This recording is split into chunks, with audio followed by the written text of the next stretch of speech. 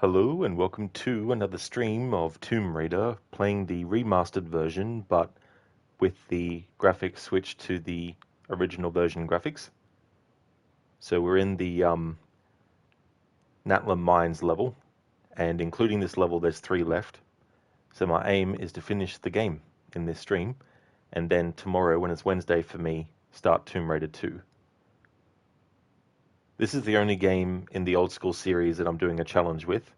So the playthroughs of Tomb Raider 2, 3, Last Revelation, Chronicles, and Angel of Darkness won't have any challenges with them. I'm umming and ahhing between whether I will add a challenge for Legend, because that game is short anyway, and I might be able to do a challenge that doesn't make the game that much longer than what it normally is. And the Reboot trilogy, I might do a challenge with one of those games. But it all depends on timing and how long it takes me to get through these games and how long is left of the year and how many other games I still have to get through before the year ends. So I won't know 100% the challenge aspect of certain games in this marathon until we get to the point at which it happens.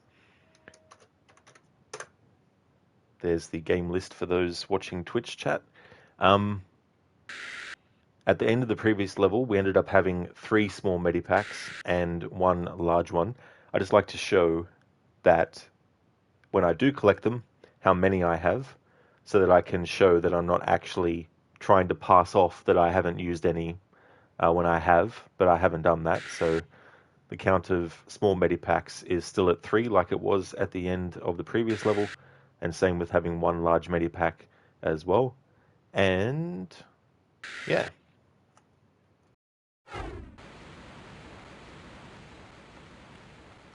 Lara doesn't have her weaponry at the moment. It got taken off her at the end of the previous level by Natla and her goons.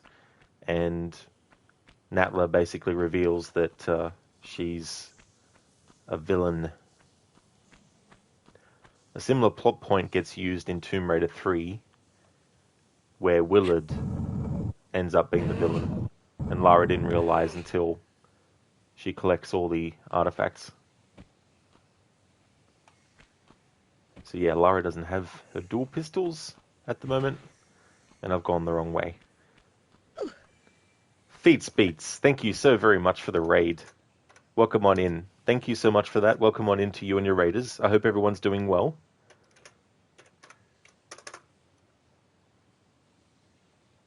Nice. How was Dino Crisis? I hope you had a great stream of it. I only ever played Dino Crisis 1, but I don't remember finishing it. And I'd never played 2, or if there's more than that, I don't know if there is, but I haven't played any of the other ones either. Hey there, Mama Khan, welcome on in. Thank you for joining the raid. Oh, it's going great, Feats. Yeah, it's going really, really good. I just came back off having a break. I finished the Egypt levels in the previous stream. So now I'm looking to finish the game in this stream. How's things going with you? This is the remastered version, but I'm playing with the old school graphics because doing my annual playthroughs, even though I'm using the remasters of 1, 2, and 3, I still want to be able to keep tradition and play the old school versions, so got the graphics switched to that. It's funny because in the FMV sequences, it gets pixelated, so I have to press the button to switch the graphics to the remastered graphics for the FMV sequences, and then when that's finished, press the button again so that the graphics in-game go back to the old school.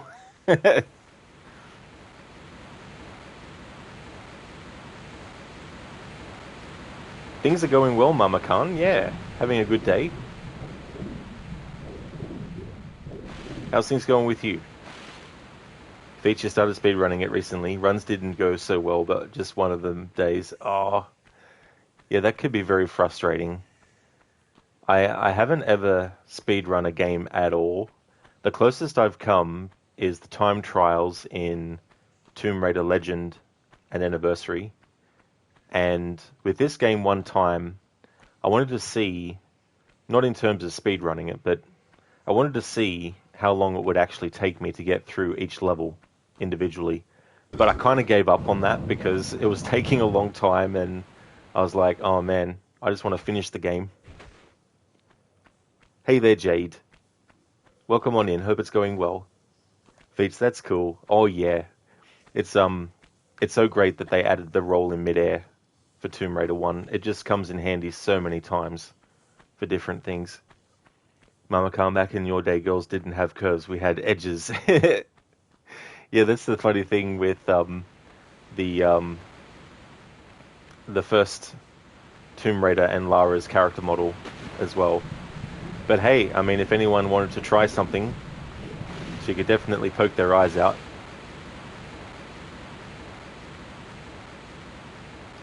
Feach, you always thought you'd never speedrun a game yourself, but here you are. Well, that is good though. It's good that you had an interest in doing it, and you've gotten into it. Because I really put my hat, I really take my hat off to people who speedrun games, because I know playing certain games just casually, there's so many situations where things can go wrong very easily, and I can't imagine getting right to the end of a level or the game itself and knowing that one wrong move and it's like restart the game.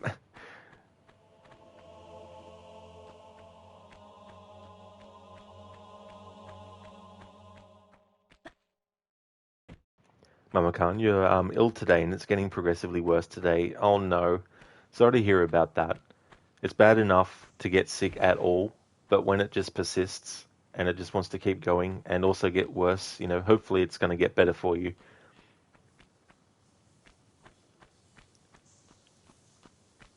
Feats, yeah, great addition, the jumping roll for sure. Yeah, it's one of those things where I just got so used to using it in the other games that when I first played this game and couldn't do it, I was like, oh. Because it was funny because I played Last Revelation first. And so there are a lot of things in that game that hadn't been added until, Tomb Raider 2, 3, and 4. So I just went and played Tomb Raider 1, and I was like, hang on, no crouch, no roll in midair. This was years ago. It would have been around 99, 2000. So it was right on sort of like that edge of getting towards the PS2 era.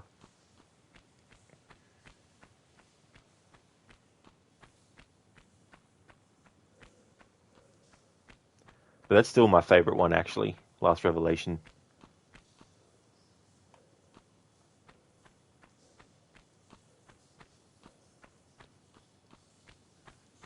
I just find it interesting too, the story as well. And it's kind of like having to put the genie back in the bottle kind of story once everything is set in motion.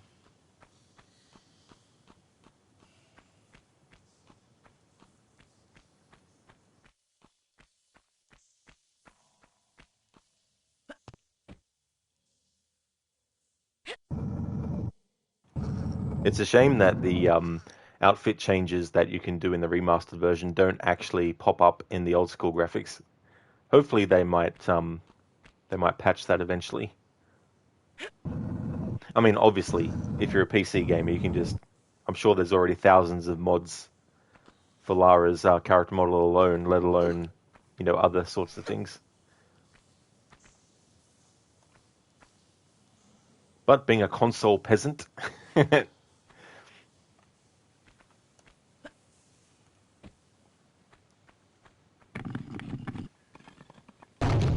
Feats Tomb Raider 4 is best Tomb Raider. It's such a good one. Being set in Egypt was also a big plus as well for the whole game. Obviously, this game, you go to Egypt in it. But it's so funny too when you look at that year, because you had two other franchises that actually utilize the similar control style to the Tomb Raider games. Like you had Prince of Persia 3D,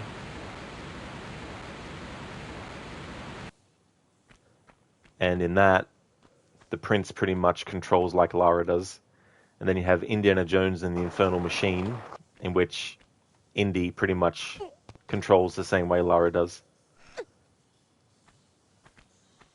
But I never actually finished Prince of Persia 3D, and I never finished the Indiana Jones game. But years later, I ended up playing the Dreamcast version of Prince of Persia 3D, which was called Prince of Persia Arabian Nights. I think they changed the title to that. So I played through that, and it was good to finally play through that game, even if it wasn't the exact original version, because I couldn't get the PC version to work properly. Things like the sound, the music not actually coming through. And of course, I would have had to not move that block in the right spot to prevent Lara from taking damage from a fall. I mean, hey, Mama Khan, Tomb Raider 3 is also a great entry. I think Tomb Raider 3 is great. It was cool to have the ability to change the order in which you do certain things. Will this work? I don't think so. A little bit of health loss. But I'm being very, very, very picky. And oh my god. I forgot that I hadn't saved since the start of the level.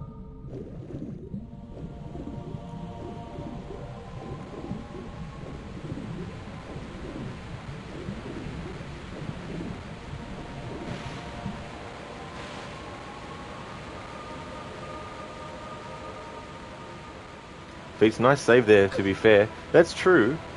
Yeah, that was a good way to get down. I wonder in terms of how much damage gets done. I wonder whether it's less if you just drop, hang and drop. I've got a feeling it might be because Lara's body is already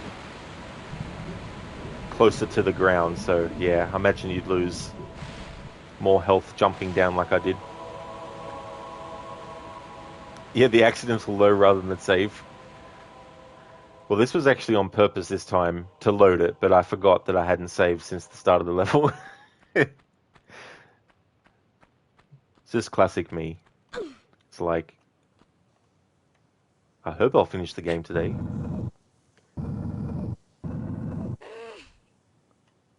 But it's been very interesting. Like, I've never done any challenge runs with this first game, let alone the other old school games.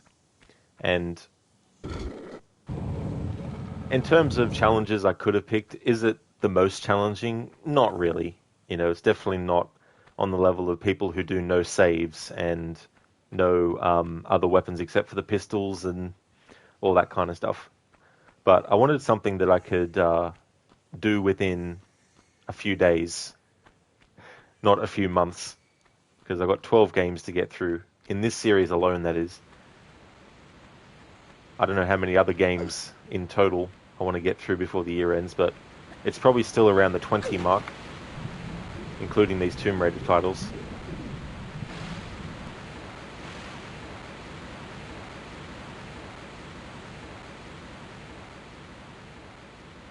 So I will save it again, but I'd rather save it after having done more than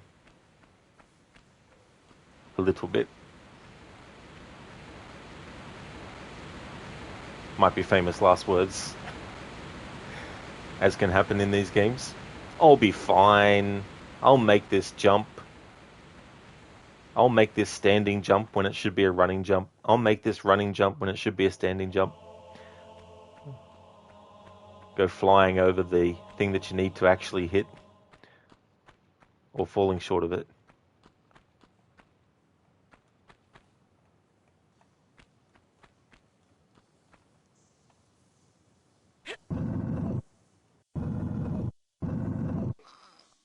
Something I also appreciate is the ability to move the camera 360 degrees. I mean, it's kind of one of those things where I've been spoiled by a lot of modern games. Like, you have those games, of course, in the early days that let you move the camera around 360 degrees, but the sensitivity, while you could change it, obviously, was not exacting enough to allow the kind of exact speed of movement as well, without the camera movement when you're trying to be slow with it being janky. Like, there's some games where you try to move the camera smoothly around the character, but it doesn't rely on those really small kind of movements. Normally, it requires you to actually move the camera quite a lot at a certain speed. Alright, now we'll save. And I keep forgetting that there's a quick save added. There we go.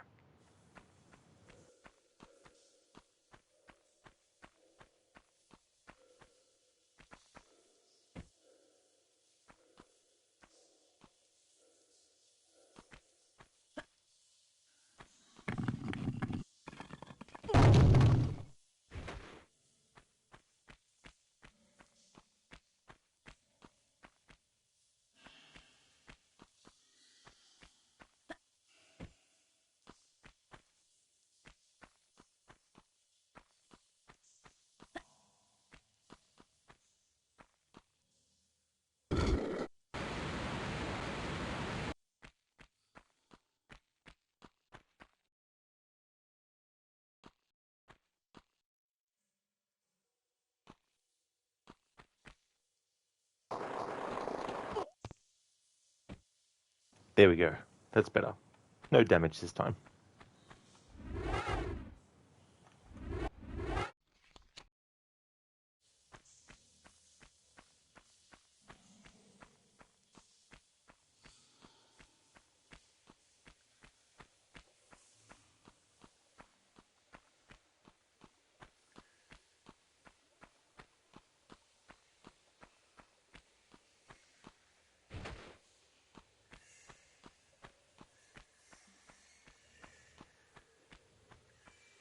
I'm dreading the flying, whatever they're called. I actually forget what they're officially called. I'll call them flying assholes, just for lack of the actual official word. I'm definitely looking forward not to the tower ascent with all the flying assholes attacking. It's going to be lots of fun. Feature, yeah, with the boss rush in this level, any unnecessary damage is best avoided. This is so true. And some might think, well, surely the level won't take too much health off of you if you're going through without using any health packs. And then the game is like, ha! You think so, huh?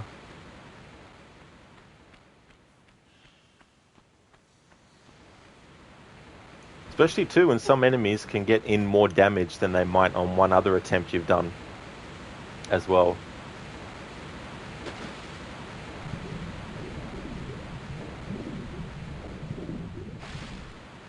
I was saying at the start of the stream that with the old school games, this is the only game I'll be doing a challenge with, and I might do a challenge with Legend. But if I do, I want to make it something that's, not going to make the game too long, but just long enough that it feels like a good enough challenge. I've done a no heals challenge with Legend before.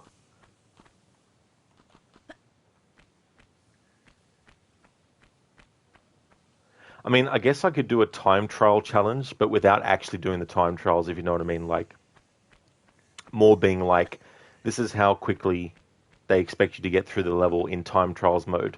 So I need to do that in the main, outside of time trials mode. Could do something like that.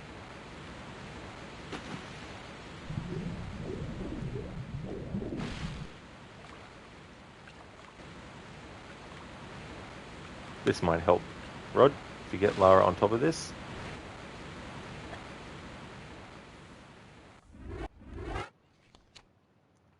Feats, when you did the no meds achievement for this, it's surprising how much damage you can take in Great Pyramid. A lot of it force damage. Ooh, yeah. That's the other thing too, like, I think of Tomb Raider 2, and I think of certain parts of the game, where you have to literally take damage. Like, there's no way to avoid taking damage. You must take that damage. And if you're not able to heal yourself, having to get to that point in the level with enough health to still survive the fall and have enough left after the fall to still survive the rest of the level.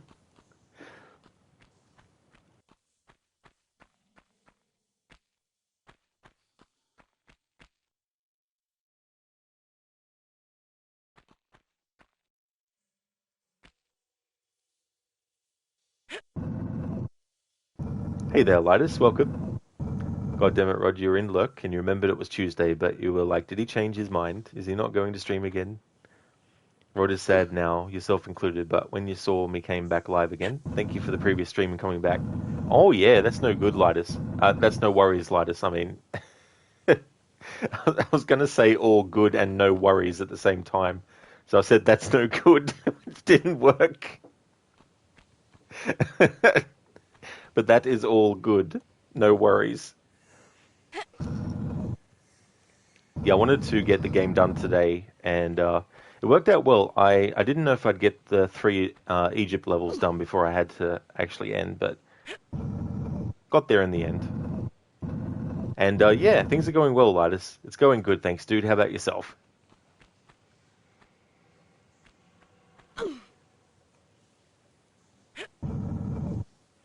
Sorry, man, you felt that message was an almost permaban on yourself. No more shenanigans. That's all good, Lidus. It's not like you only put capital, uppercase all the time, 24 hours a day, 7 days a week.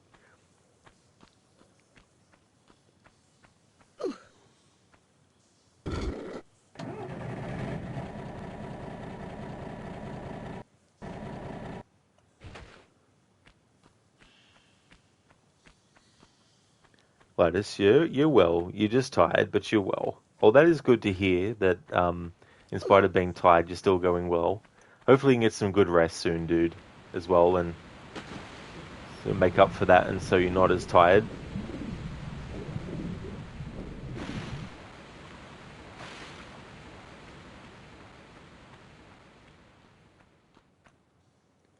It's been a while since I saved, so I'll need to make sure I do that before getting killed. And before being like, I'll be fine.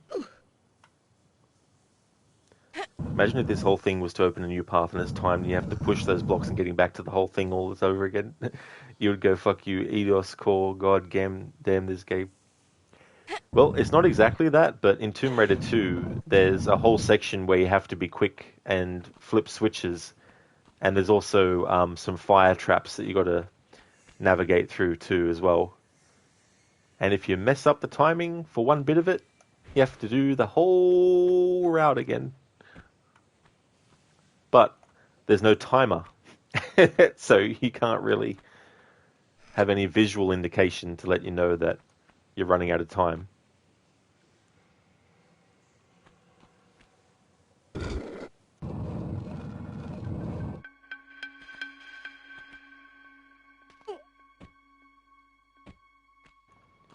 So coming up here, I need to make sure that I don't go too far, but just far enough to pick the fuse up.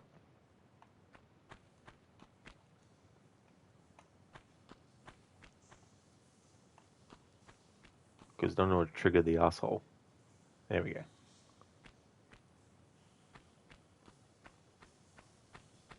That's the thing, without guns yet, getting caught by that cowboy, it's like, ugh.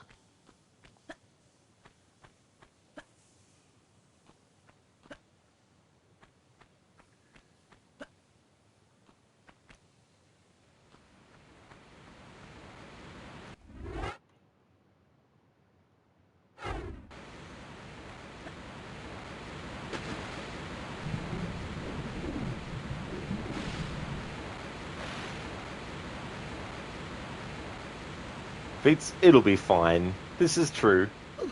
That's definitely a good attitude to, try and have when you can. Loud as fuck, you remember that.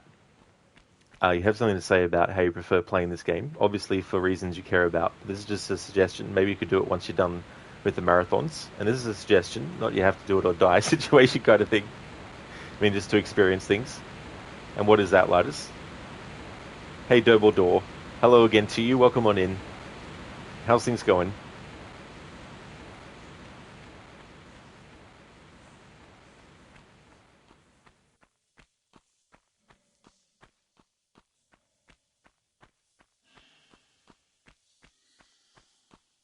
Things are good, Double Door. That's excellent. That's really good to know.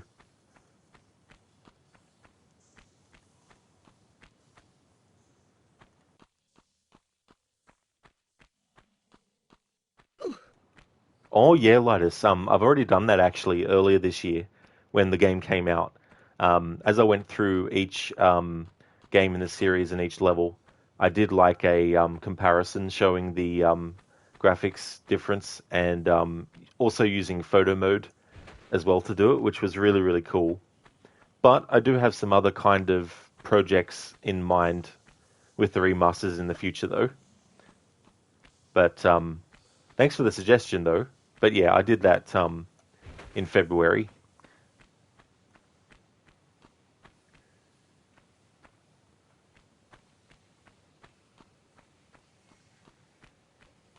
Oh, that's all good, Linus. Yeah, that's no worries at all. Yeah, it was good to do that. I mean, it did take a while to get the playthroughs done doing that, but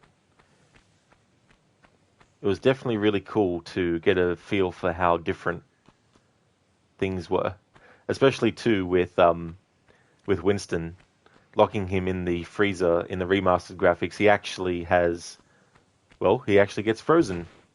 There's actually graphics that show that he's frozen, whereas in the original version they don't do that.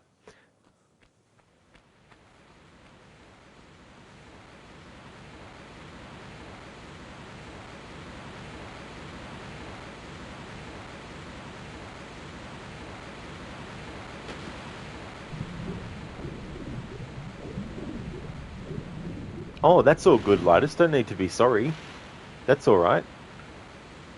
Also, it was a long time ago now. It's been crazy how quickly the year has gone. He kept on walking. It was just like, meh.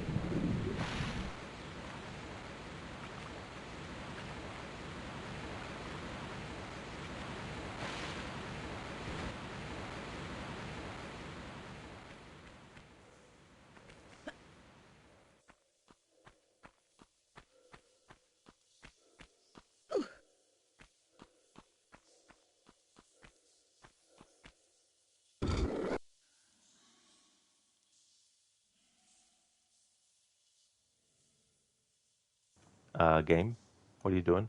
Oh, I thought the game froze. I think it did, but luckily it didn't crash.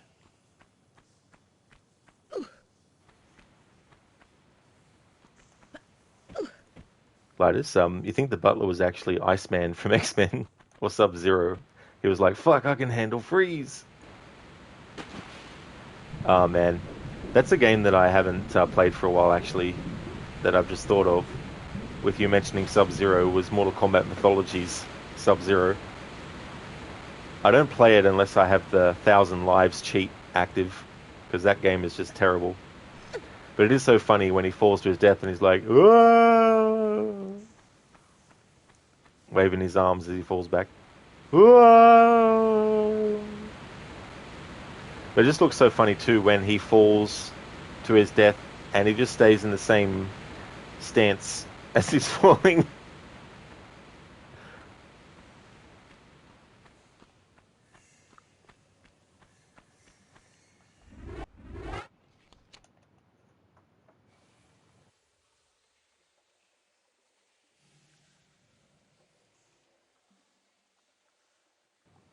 My girlfriend dumped me because she said I was obsessed. with football gathered. We were together for nearly 5 seasons. Thank you, Dr. Darling, for redeeming that as a Narnia impression.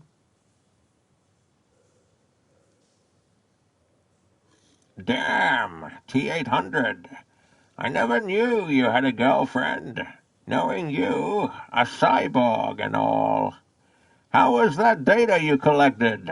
It should have been fun. Ha ha ha. Game froze. Did you see that, T800? That shit was funny. That shit was funny. Ha ha ha ha. Damn, freezing. Talking about freezing. The butler getting frozen. Sub-Zero. It's all connected, man. It's all connected. All of it.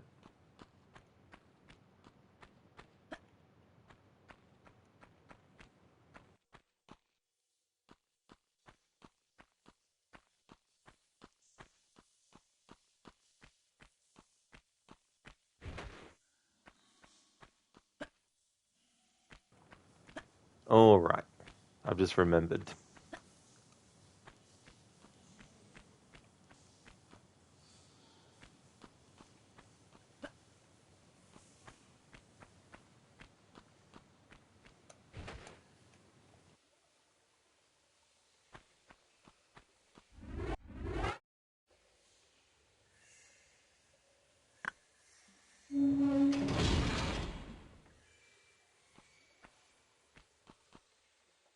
No. Need to get another no in. No. No. No. No.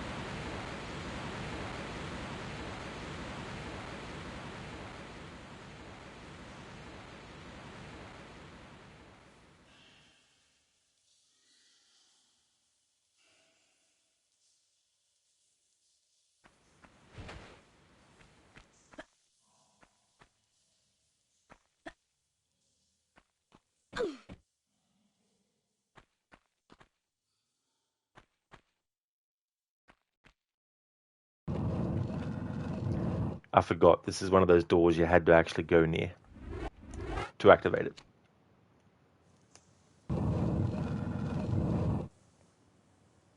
Load of shit. You forgot.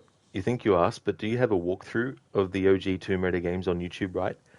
Well, I wouldn't really call it a walkthrough necessarily. I mean, I know there's a difference between a walkthrough and a playthrough and a let's play, but I always forget the differences. So I just basically do like a blanket term of playthrough. Um, but I started exporting my VODs last year, at the start of last year. So there are some. There's last year's annual Tomb Raider marathon, but there's also a lot of other different ones as well. Linus, what do you mean, no, Lara? It's not no, it's no. Darth Vader. No. Wait, all of those are different? You thought it was the same shit? You're getting too old for that shit. Yeah, I don't know. I don't really know what the difference is. Like, but I think there is supposed to be a difference. Thank you for redeeming the rest in peace, Lara. So, what would you like? I can actually go back to where there's lava if you want me to do it that way, Lidus. But it's up to you, though.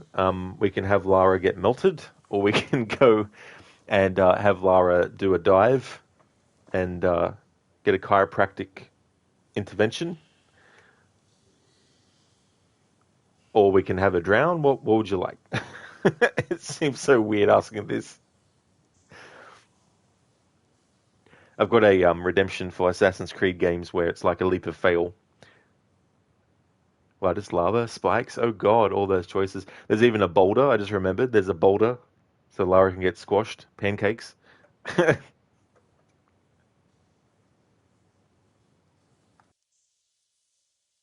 You let me choose. Okay, cool. All right, so in the playthrough, when it was redeemed, I've already done the dive and already done Lara Drowns. So I think what I might do is the opposite of freezing stuff. Let's actually melt stuff.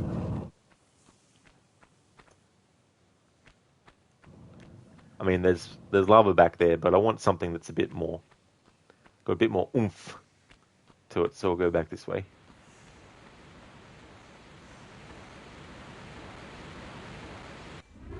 Just make sure. Good. That's where I loaded it. I mean, that's where I saved it. I mean, Lotus, I'll let you choose. I don't know. Can you have all of those? It's like being on a game show. Hey there, Spectrum. How's things today? How are you going?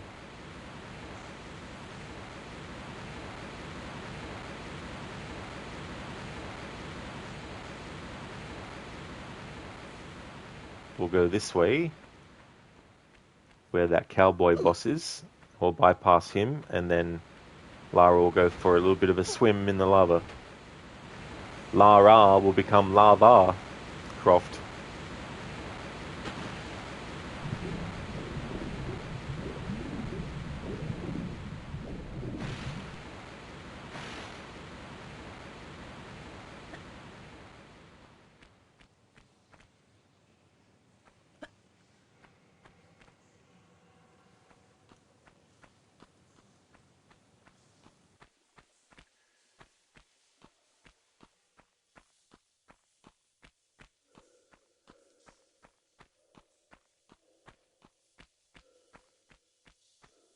Ain't nothing personal.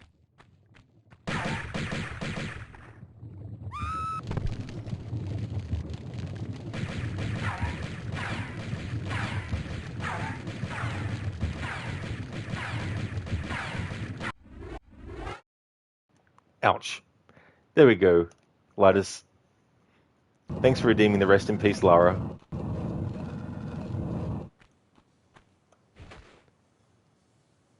Yeah, Lidus. Yeah, I decided to keep it a thing where when someone redeems it, I thought it would be easier for me to just talk about what options there were at the time it was redeemed. Because, I mean, unless someone knows the game inside out, of course, and know which section I'm up to, then they can, feel free when they redeem it to, I don't have like a chat box in the redeem for it, but they can still feel free to type in chat if they know, where I'm up to in the game and want a specific thing. But yeah, I thought it'd be easier just to say these are the options. Spectrum, you need more sleep. 15 minutes worth. 15 minutes until coffee time. Oh, well, that is good that it's only 15 minutes away and you'll be able to get some coffee into you. Hopefully, you'll be able to have a good day, regardless, Spectrum. As for me, I'm doing really good. I did a few levels in this game earlier today. Got through the Egypt levels. There was about 3 of them. And I've only got 3 levels left now, and we're in Atlantis. So I want to finish the game today. Yeah, Lotus. There you go. Yeah, got the scream and all. Ain't nothing personal. Ouch, indeed, Spectrum. Oh yes, I think Lara would be very, very angry if she had survived that.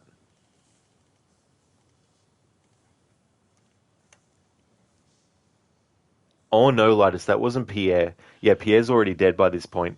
I don't know the guy's name, but I think he's just called the Cowboy. He's not actually in Anniversary either. They sort of got rid of his character in that game.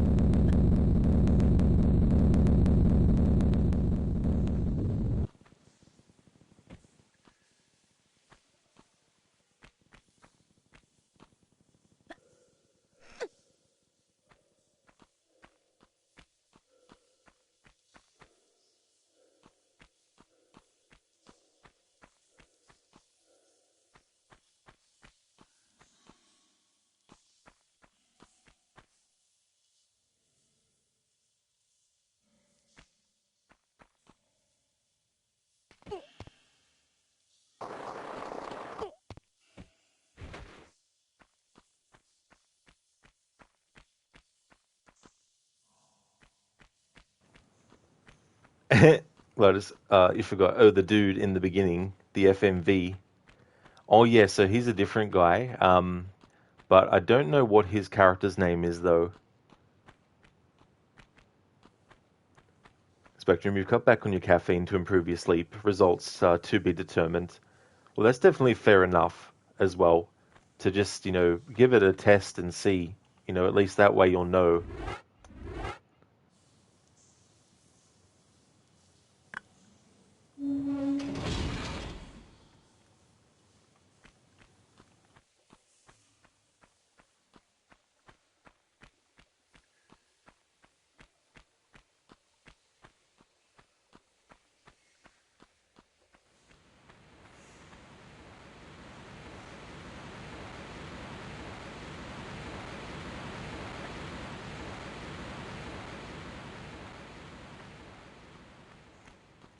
Lotus, that southern talking tongue limping jackass, you remembered him?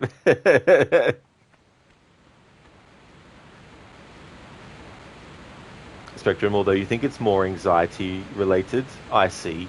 Yeah, that can be tough.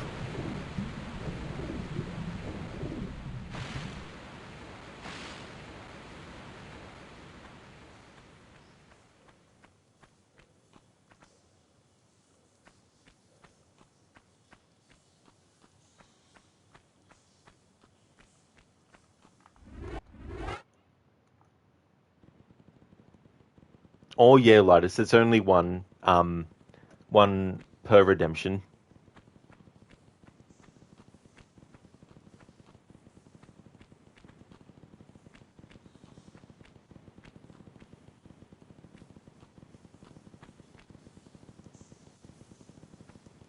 Lara, your foot stuck. Feats, that's a neat little trick, not triggering the second boulder all the time. You've seen this being played, you don't think you've seen that before? Oh, okay. Yeah. The funny thing is, and I've actually got a tongue-in-cheek command for this. Most of the time, some stuff that I do is purely and simply just luck.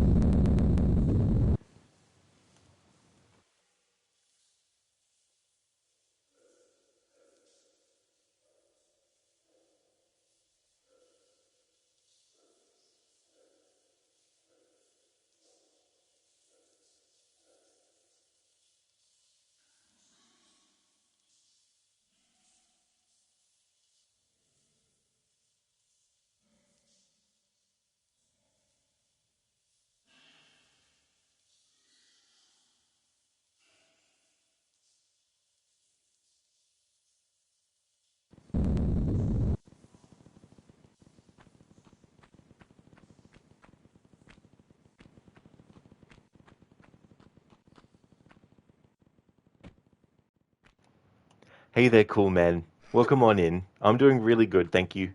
Things are going well.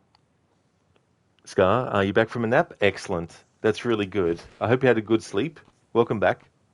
Lotus, or do you want me to redeem that again? You mean after you have saved? Oh no, I mean once the rest in peace Lara is redeemed and she dies, you have to wait until the cooldown is finished and then redeem it again, and then I can do another death.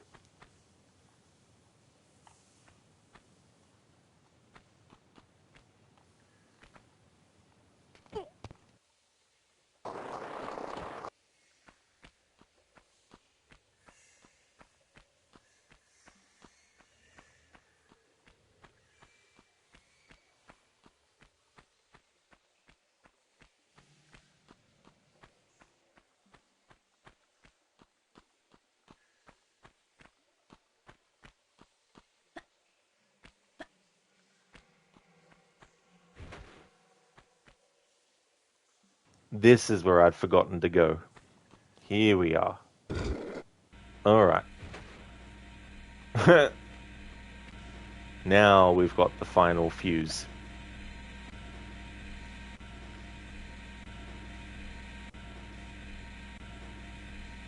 Lotus, you're wondering why I stream muted? Oh, that's because I was just concentrating on the game.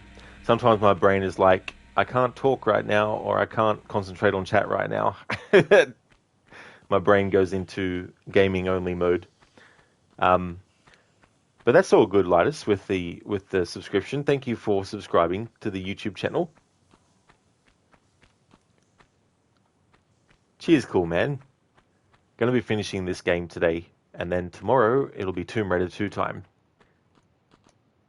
Lotus, you mean, do those red borders burn Lara, or just crush her like a pancake?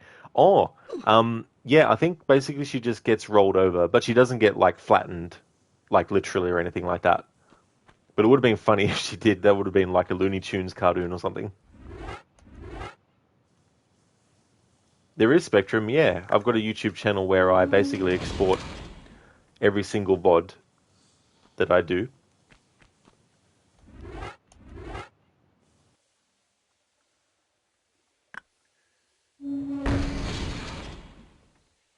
Oh, that's okay, Lotus.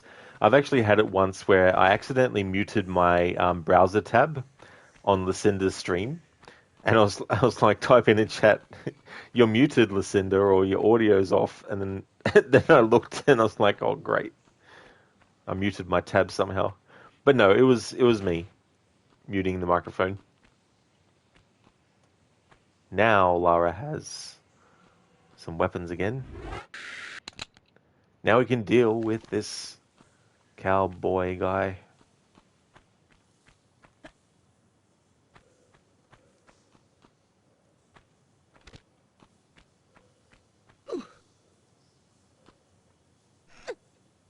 Lotus, tomorrow is hammer time.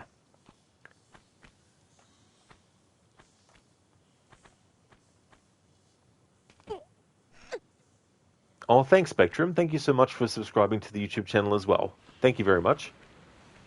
Sometimes I also put clips that were made on Twitch over on there as well.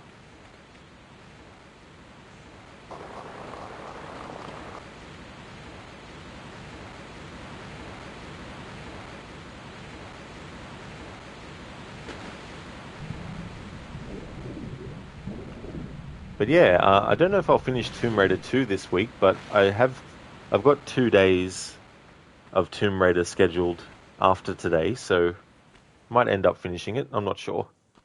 But if not, it doesn't matter. But getting this game done in the first week of the marathon is definitely good timing.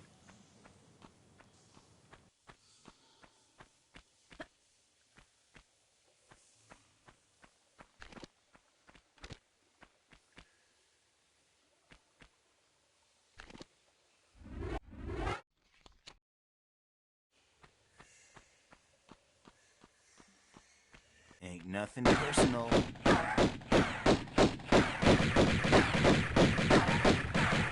I like that. He can shoot me through that, but Lara can't shoot him through that.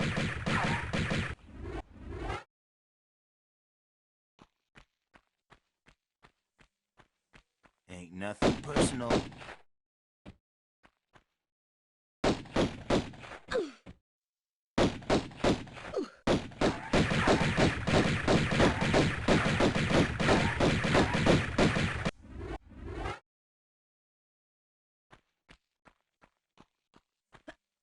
Ain't nothing personal.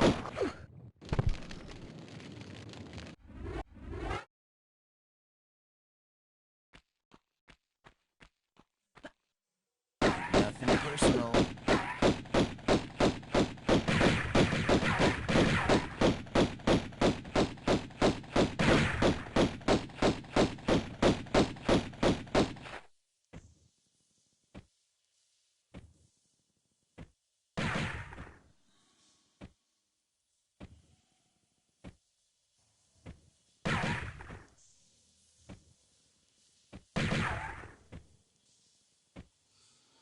Ah, damn. He started to actually get hits on me.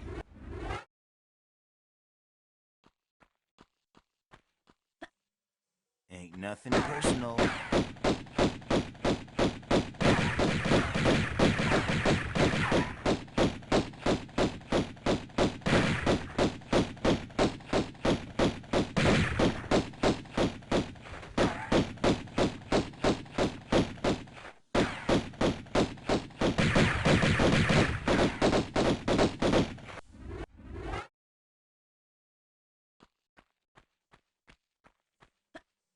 nothing personal.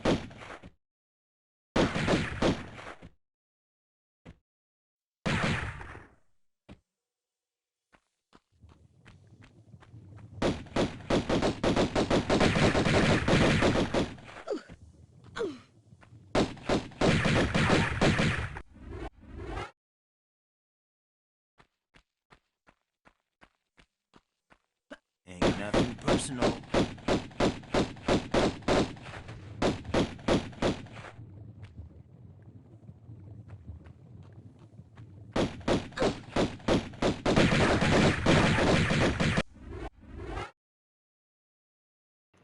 Scar, no damage permadeath challenge to this part.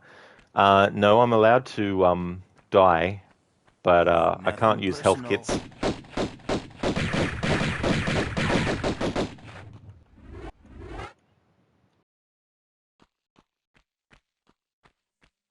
Ain't nothing personal.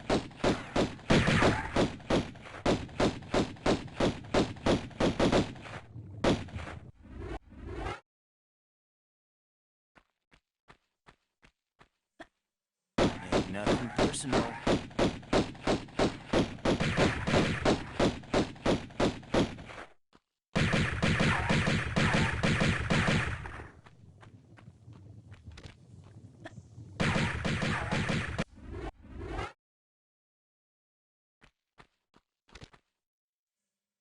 Ain't nothing personal.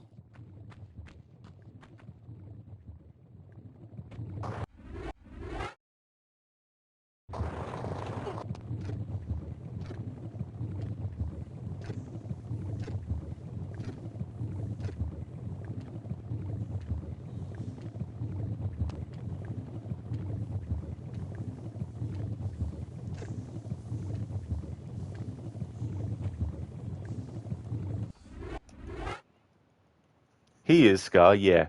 And at this point in the game, Lara got her pistols and shotgun and Ain't whatever nothing weapons you had personal. taken off of her, and so I've only got the pistols at the moment.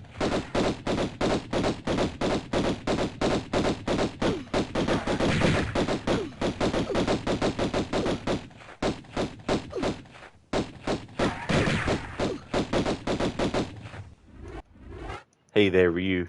How's things going, dude? Ain't nothing personal.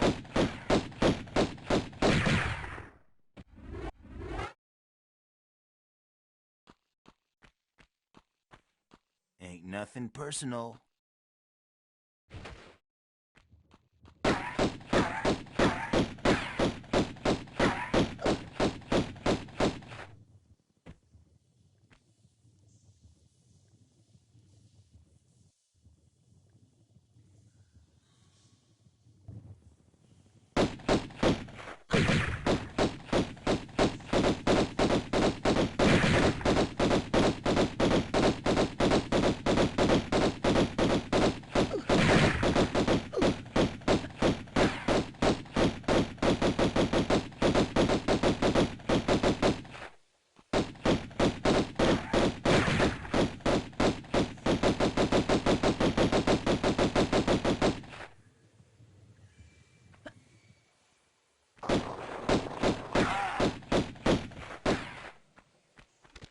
Alright, to be honest, I think this is the best amount of damage I'm going to be able to take on that fight. So I'm going to call it and actually save.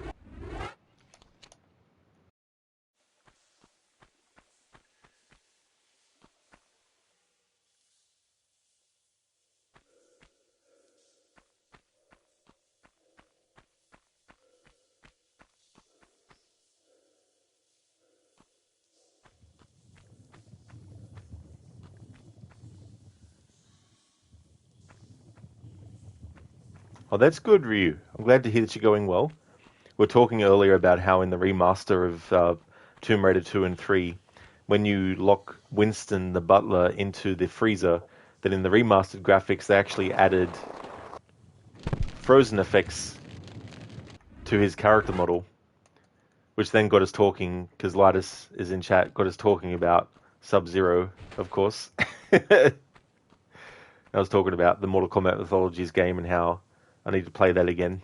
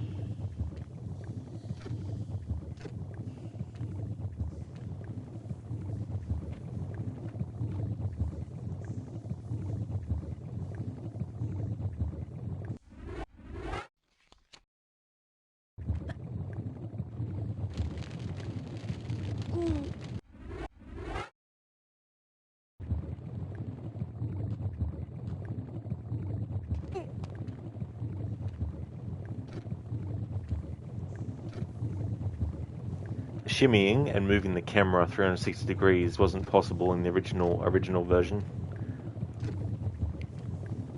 Things like this is really cool as someone who likes to move the camera around a lot, not just for having a clearer view of where I need to go, but also just for kind of like dramatic or cinematic reasons.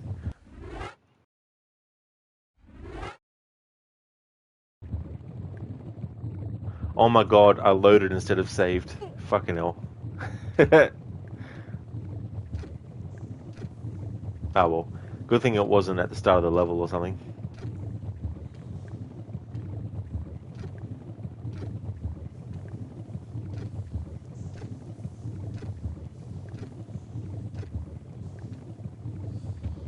Alright, this time I'll hit the quick save key. There we go. Well, it's not really a key. I'm playing on PlayStation 5. I'm not using a PC. But it's not quick save as in you just press the button and then boom, it saves. But it's quick save as in it'll take you to the save menu. So you can save quicker than pressing more than one button to get to the same menu.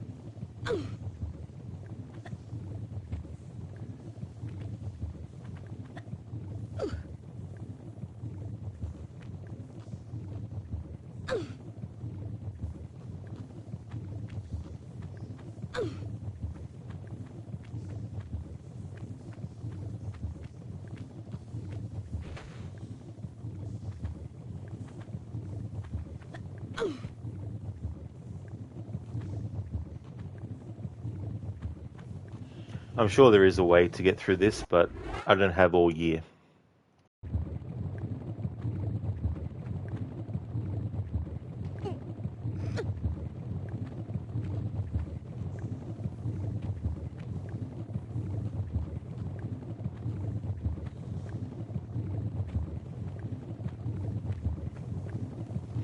Although I do need a shotgun.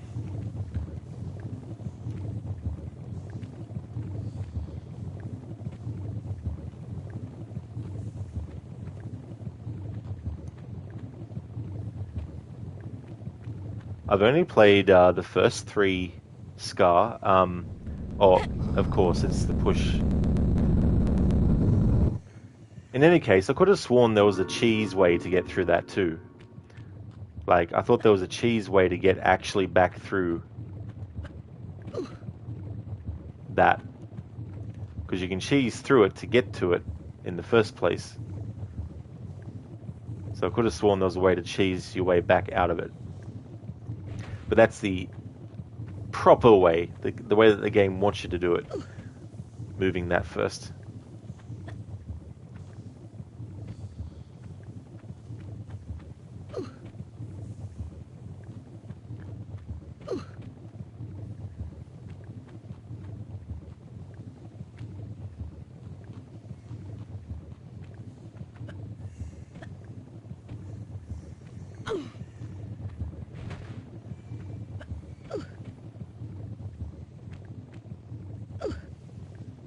Indeed, Scar. That's where your chili meatball went. I was actually saying in yesterday's stream that there were some boulders that reminded me of a meatball. So there we have it.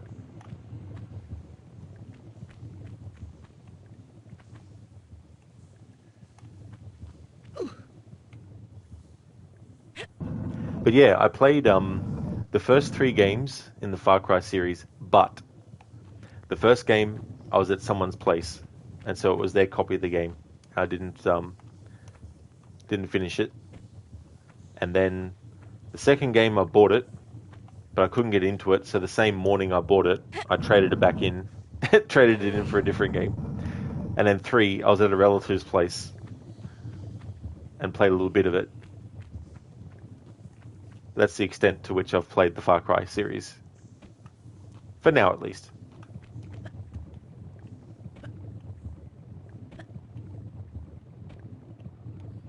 Because there's just been some games over the decades where it's just like, I just never got around to it, or I played a little bit of it and it was like, couldn't get into it, or it wasn't my copy of the game, or only rented it, or, and never rented it again, things like that.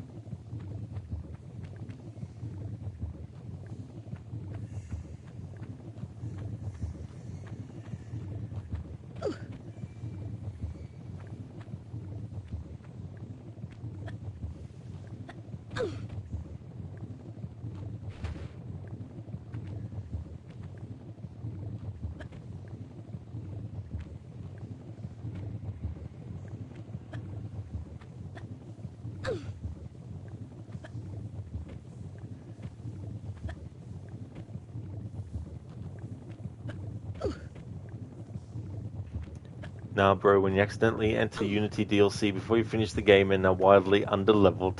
Oh, yes. So how did it happen?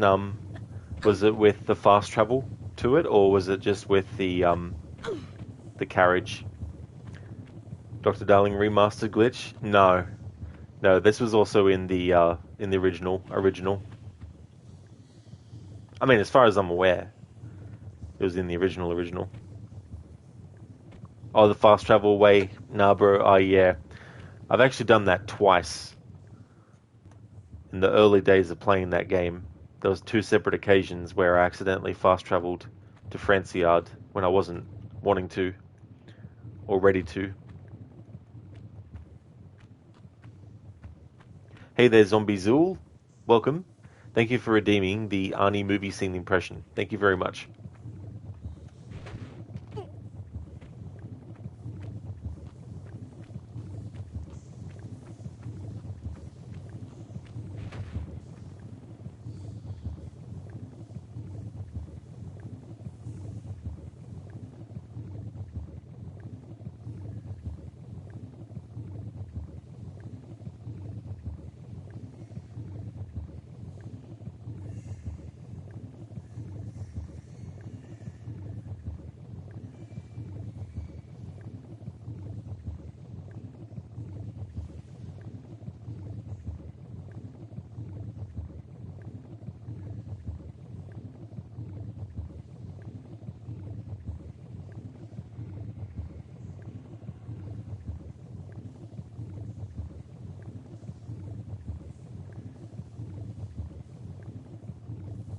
Okay, so I've got one. Yankee 99er, what's the status of the crowd? Food riot in progress. Approximately 1,500 civilians. No weapons are evident. Proceed with Plan Alpha. Eliminate anything moving. I said, the crowd is unarmed. There are lots of women and children down there. All they want is some food, for God's sake. As you were, Richards. Proceed with Plan Alpha. All rioters must be eliminated. The hell with you. I will not fire at helpless human beings. You have your orders, Yankee 99. Proceed with Plan Alpha. Where's it coming from? The network satellite. Don't touch that dial. Abort mission. We return to base. Saunders, do you copy? Take command. Detain Richards and proceed as ordered. Richards, what the fuck are you doing? Ladies and gentlemen, if you'll please bear with us, we're experiencing technical difficulties. Bullshit! It's showtime. Thanks for redeeming that. That's from the Running Man.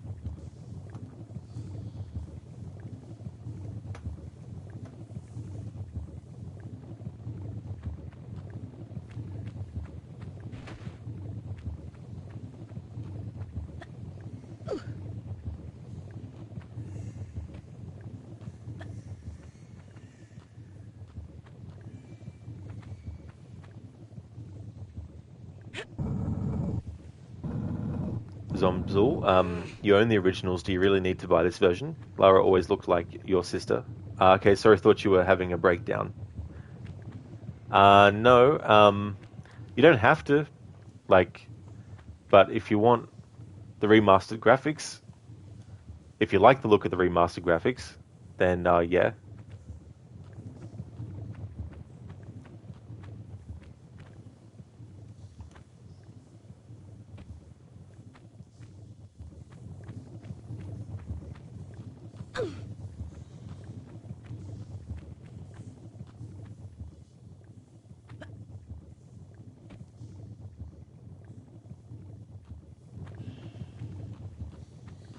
Cool, man. You, no wonder that sounded so familiar, so similar. Oh yeah, it's a good movie, that one.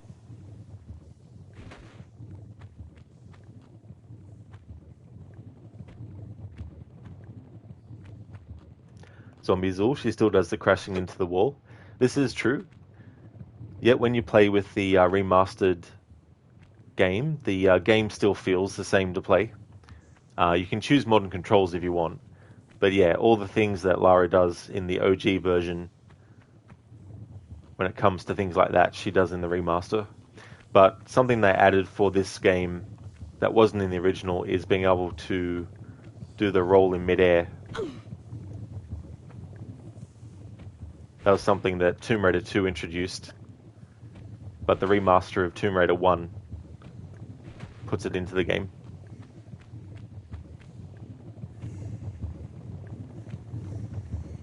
Oh, after all, the freaking camera freaking threw me for a loop. I'd actually fucking found the way to get out of there.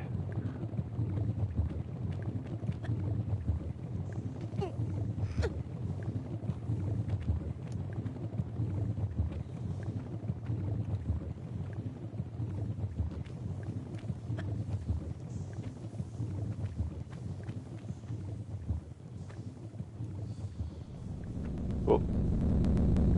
Pancake Lara. I was like, is she gonna make it?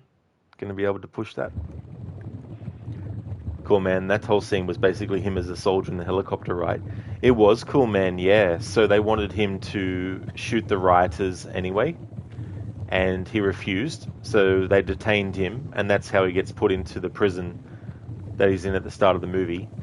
But to the public, they edited the footage to make it look like he had actually gone crazy and shot the crowd.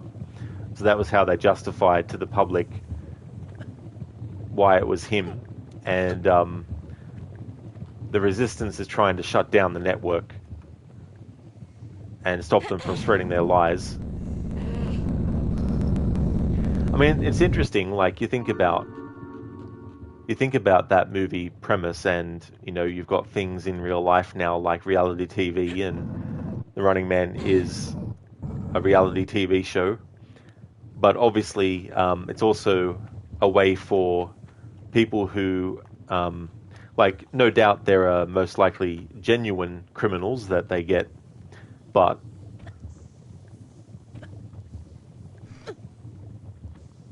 it wouldn't have to be someone who actually is a criminal that they'd put in there. They would probably just have to be someone who disagreed with the regime, and then they get put into the show, and then, you know, something gets said about them in the public that makes the public think that they're, you know, they've done something.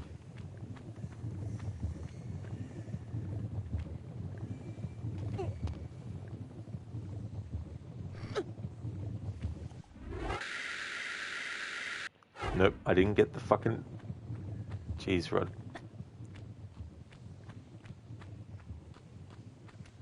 Did not get all the collectibles.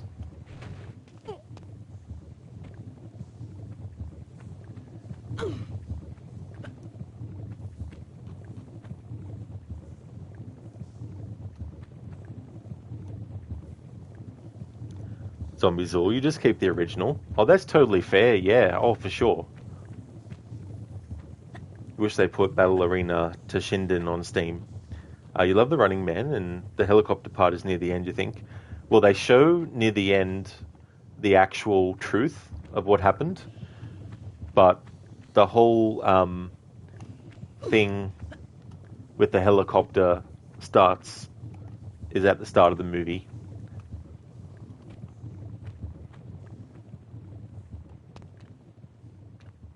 Yeah, Zombies all, yeah, that's Total Recall, that one. The one that's set in Mars. Or on Mars, I should say.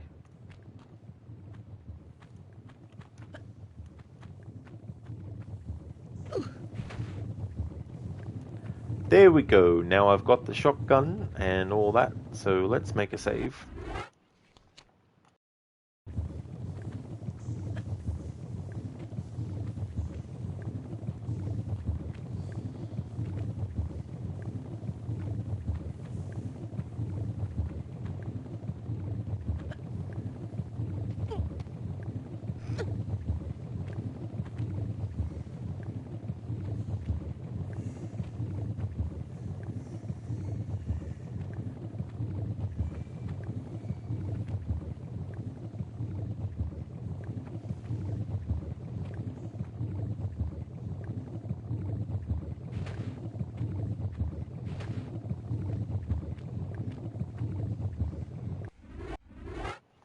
Cool, man. You got to love Arnie's one-liners when he kills his enemies. Oh, absolutely. There's definitely a lot of classic ones. Zombies all, Total Recall. Both of them films are good. They really are. Yeah, they really are really good. A lot of great moments in them. Scar, so what games do you have in your stream list? Except AC, Splinter Cell, and EV. Well, I got Watch Dogs. I'm going to be doing my annual Watch Dogs trilogy run. Then there's also a 10th anniversary playthrough of Watch Dogs to do. Then there's a 15th anniversary playthrough of Assassin's Creed to do. Then there's a 25th anniversary of Tomb Raider: The Last Revelation to do. Then there's a then there's the 10th anniversary of Until Dawn as well. And I've got to do another Assassin's Creed Unity playthrough to celebrate the 10th anniversary. So yeah, definitely a lot. Zombie you must have been a sci-fi kid. Yeah, there's a lot of classic sci-fi movies, and it's a good genre to mix with other ones like action and also horror as well. Yeah, that was interesting, Zombie for sure. The woman with the 3 boobs in that movie. I think they did the same in the remake that they did as well, even though apparently the remake was supposed to be a proper adaptation of the novel. But I don't know if the novel had that scene in it. But Scar, look, AC did stall the show. Yeah, there's definitely a lot of playthroughs. But I've also got some horror stuff that I want to try and get to as well. Like Silent Hill 4 is celebrating its 20th anniversary. Prince of Persia Warrior Within celebrating its 20th anniversary. Cool, man. What happened to Buzzsaw, Arnie? He had to split. That's definitely a classic one. It's like, I love this saw. It's a part of me. Now I'm gonna make it part of you. Dr. Darling summed the entire month of October. Alan will be awake. Yeah. But I think for Alan Wake 2, I'll just play the New Game Plus first. Because to actually do the full proper story of Alan Wake 2, I would have to actually play through once and then on New Game Plus back to back. But I've already done that. Then there's the Dark Pictures anthology as well. Want to do them in October. Plus another Evil Within stream or playthrough. Alien Isolation as well. Got that to do too. That's right, Scar. Exactly.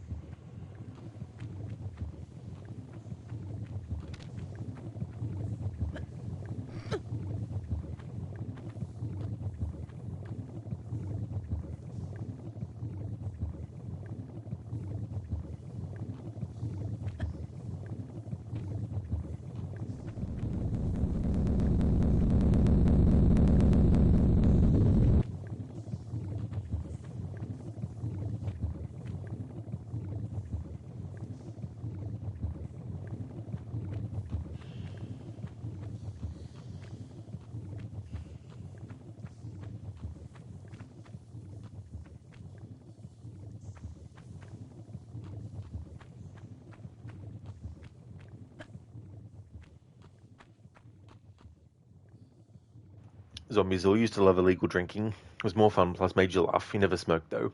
Oh, that's definitely fair enough.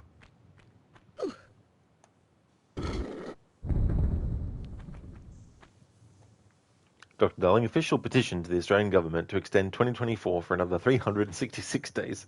It can definitely feel like that. You're not wrong.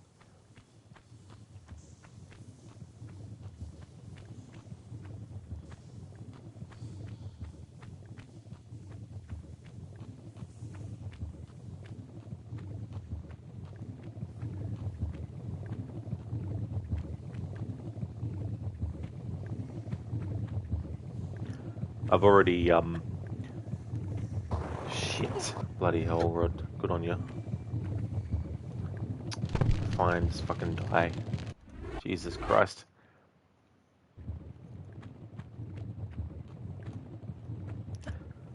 Definitely wasn't anticipating to take an hour and a half plus a bit extra to get this level done. I've still got 2 levels left and it's almost 11:15.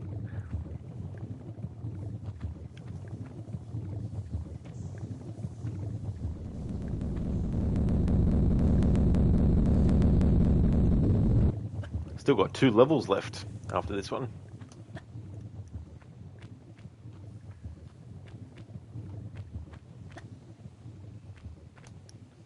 Scar, how's Arnie and Bane doing? They're doing really good, actually. Sometimes they fight each other, but apart from that, they're not too bad. Dr. Darling said that Rob can finish all the playthroughs in time. Yeah, I mean, there definitely will be some that I'll have to cut short in terms of what I initially planned to do with them.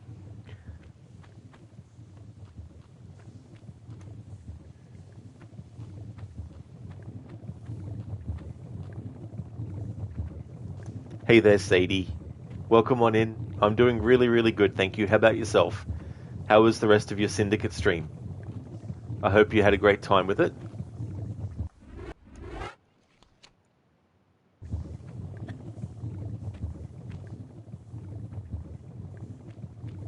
Zombiezil, your mate's mum used to say, go get a pint along with her son, and you being 15 at the village pub, the pub person served you. But it's a good thing that you weren't caught. Here in Australia, not only does the person who served you get fined, the business they work for gets fined as well.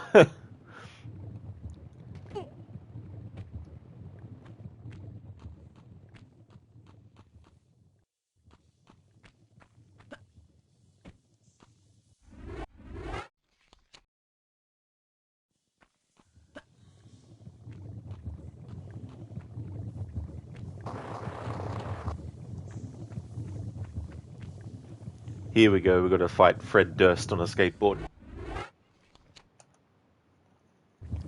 Sadie, it went well. We got up to Sequence 4, then played some Disney Dreamlight Valley. Oh, that's really good progress to get to Sequence 4 in Syndicate. I'm glad that you're enjoying it. It's definitely one of those games that I like to replay. There's definitely a lot of fun to be had in it. Zombiezil, you couldn't believe it. Yeah.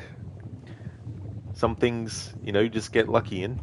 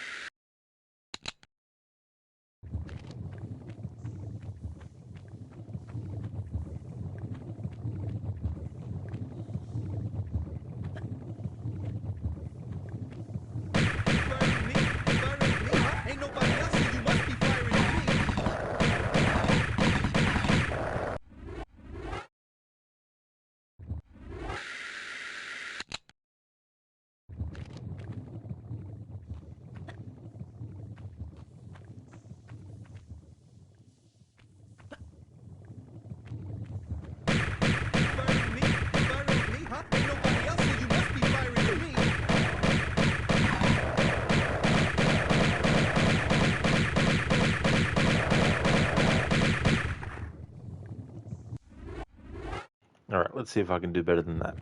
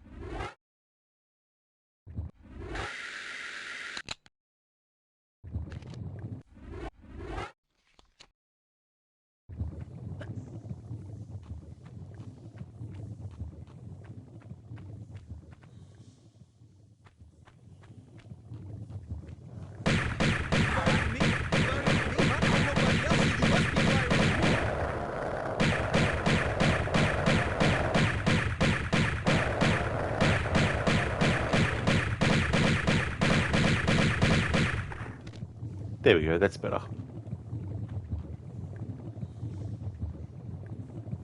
Alright, now we get our Uzis back.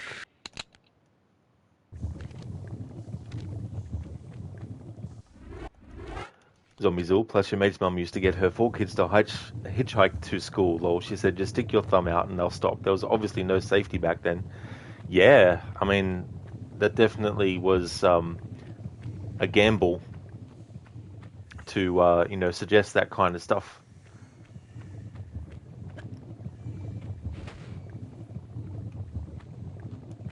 Thank you for the GG's feats. Thank you very much. It was good.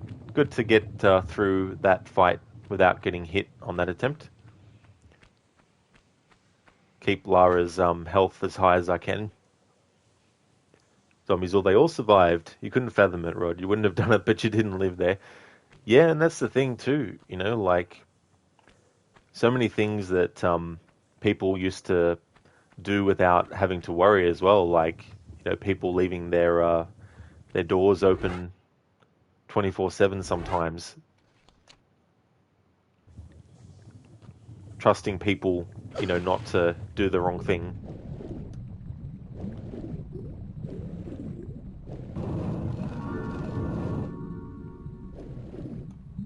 Not worried about the health kits, but the ammo will be nice.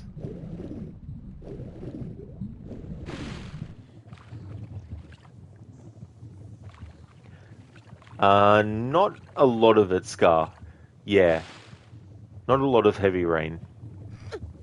The only game by Quantic Dream I've actually played through and finished is Detroit Become Human.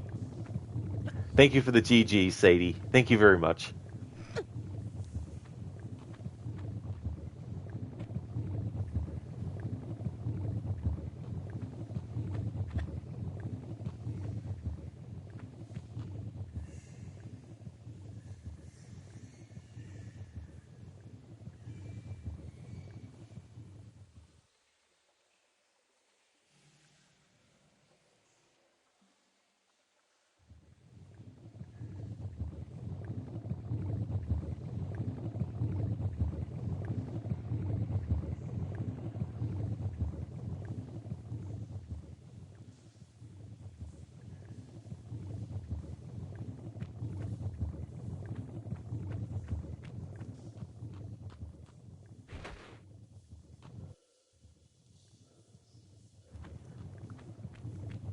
Zombie, your sister did always leave her door unlocked. She never got robbed. Madness, you call it. She said it was in case a fire broke out. Well, that's the other thing too, like fire hazards or other environmental things that could go wrong too, as well.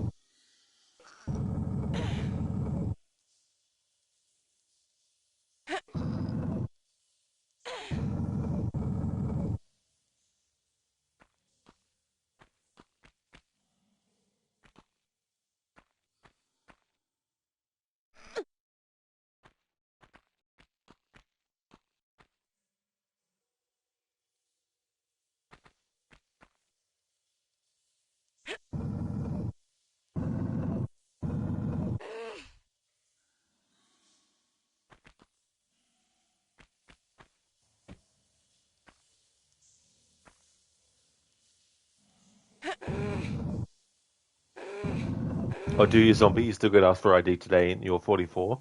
You're like older than I am. It's so funny. I remember when I was 18, I bought the movie Resident Evil, the first one, on DVD.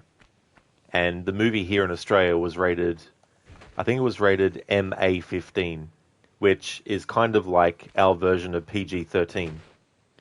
And I went to buy it, and the person's like, "Can I see some ID?"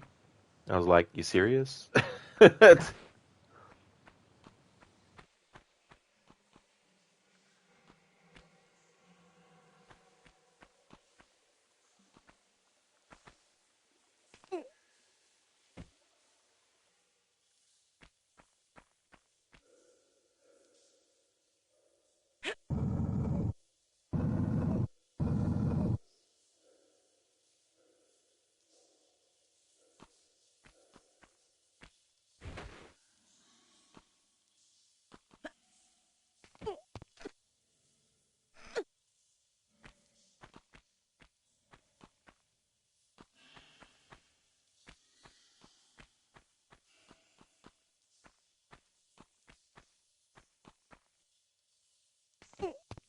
So now, bro, what you'll have to do to be able to actually go back to Paris, you need to do the first memory of the DLC, and then once you do that and it's finished and it comes up telling you the results of the mission, once that happens, there's actually a fast travel point that will appear on the map that I do believe has P as the letter on it, and that'll let you fast travel back to Paris.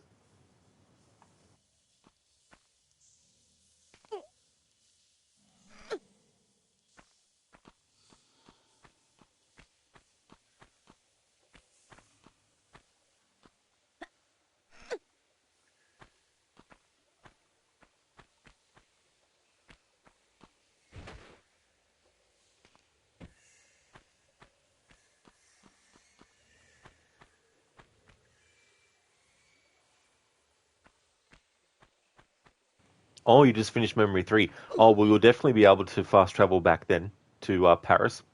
Yeah, they if you accidentally go into the DLC, they only require you to do the first memory of it to be able to actually fast travel back to Paris.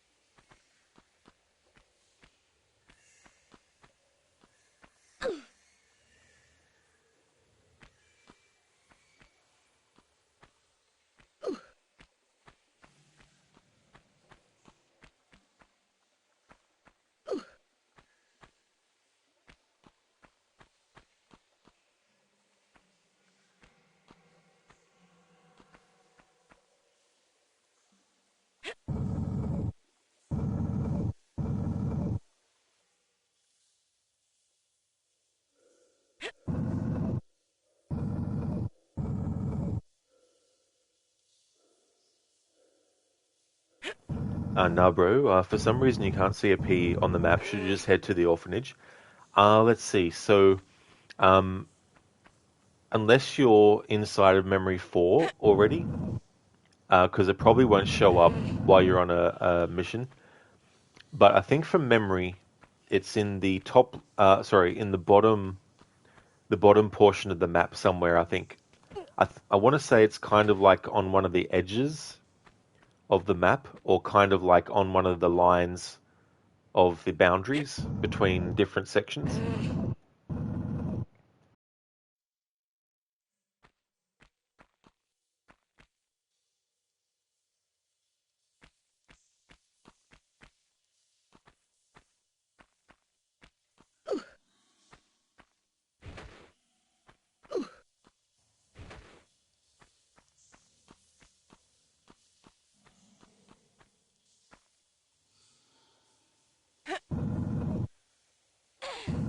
Oh, no worries at all. Yeah, it is so annoying though. It's like you would think that they would make a message appear on the screen that when you click on the button, the icon to fast travel, it's like, hey, do you really want to fast travel into the DLC content? If you haven't finished the main game first, then exit out of this now, or let the person actually exit out of it. And the other thing that's annoying, and it's also in Assassin's Creed Syndicate, is when there's a cinematic going and you pause and it only gives you like the option to activate subtitles or not, or just exit out of the pause. It's like, just make it so you can also reload during a cutscene. Exactly, nah, bro. That's it. It shouldn't be an option until you finish the game. That definitely would have been the better way to play it, I think. But I guess they thought otherwise.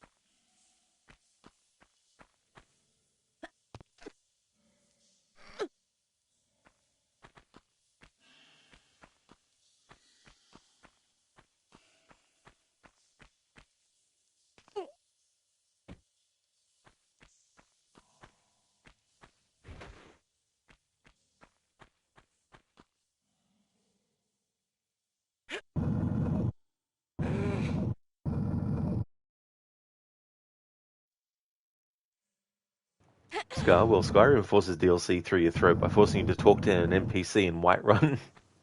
Jeez. I love when games force that kind of stuff.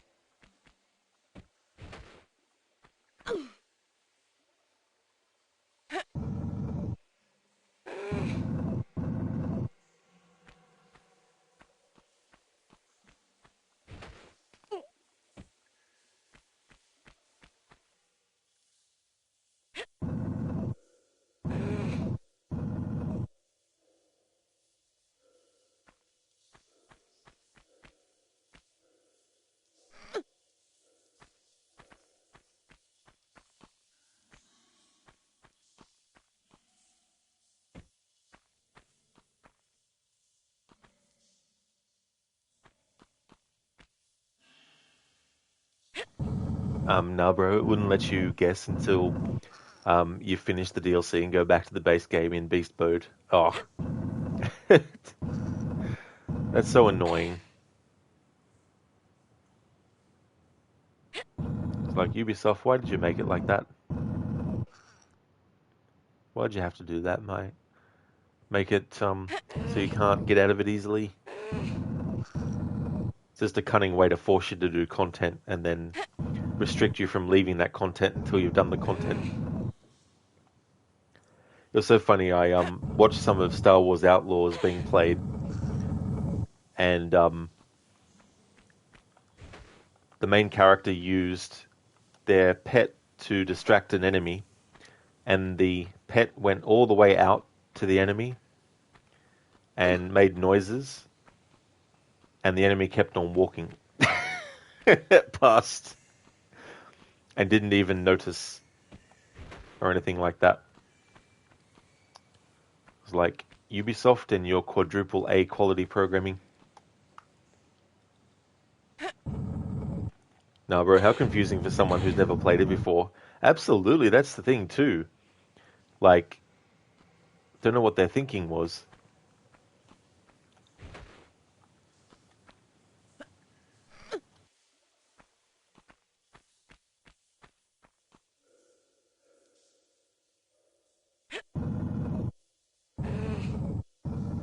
Yeah, Scar, I thought, great.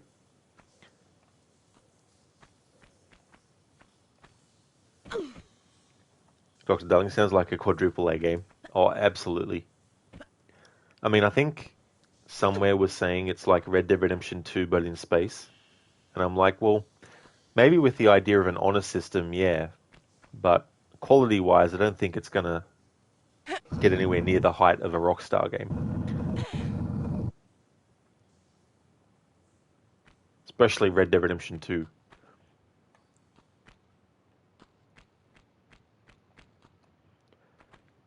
Scar, you don't like how partner streamers do promote those new games and hype the crap out of them. Yeah, it's one of those things where if someone genuinely likes or dislikes something, then that's fine because that's their natural reaction. But yeah, when someone likes or dislikes something based on a monetary reward, it is definitely a bit shady, to say the least. Welcome back, Sadie. Thank you for the lurk that you made. So we're on the third last level, actually. This is the first of the Atlantis levels.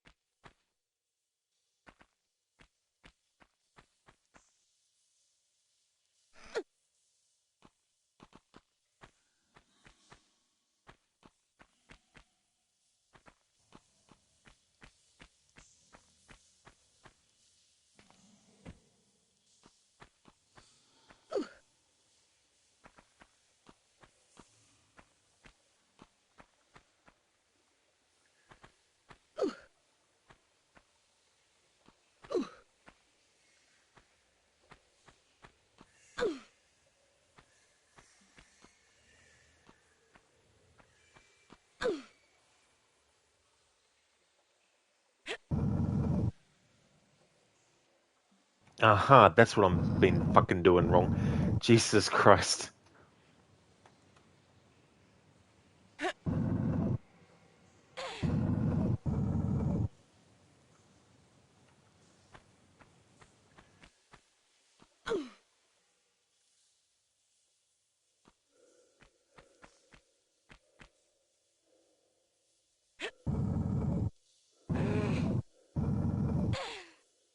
Scar also saying that games run fine, no crashes or whatsoever while sitting on RTX 4090 XD.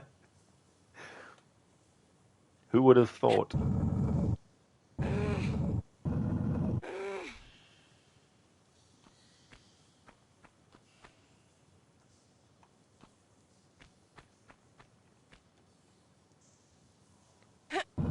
The loading times too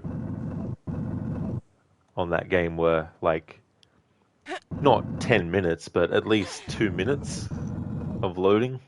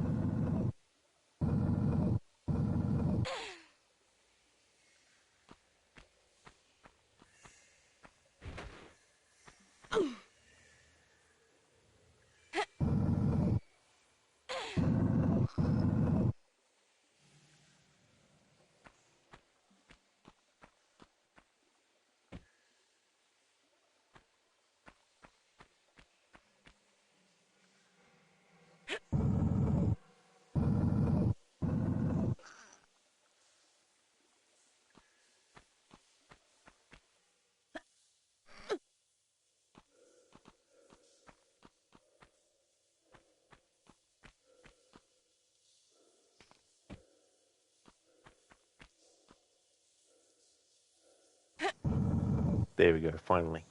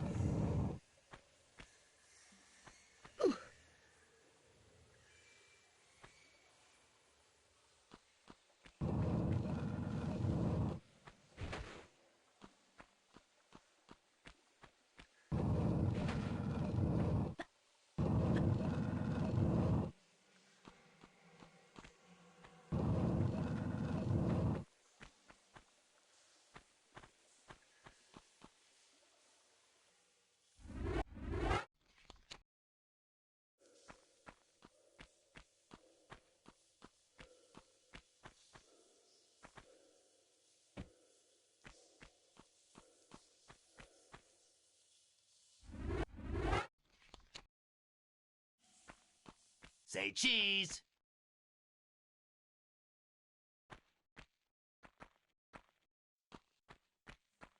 Oh, that's right. Yeah, of course, right. Duh.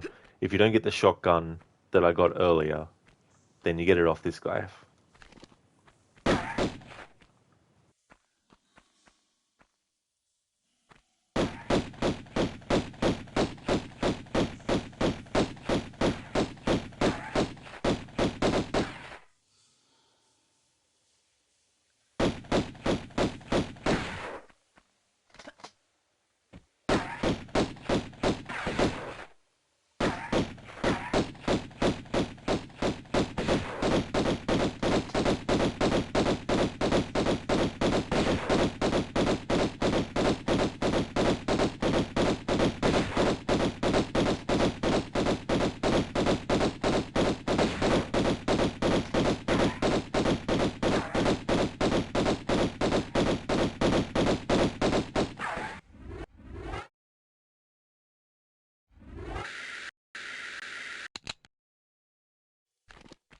Say cheese.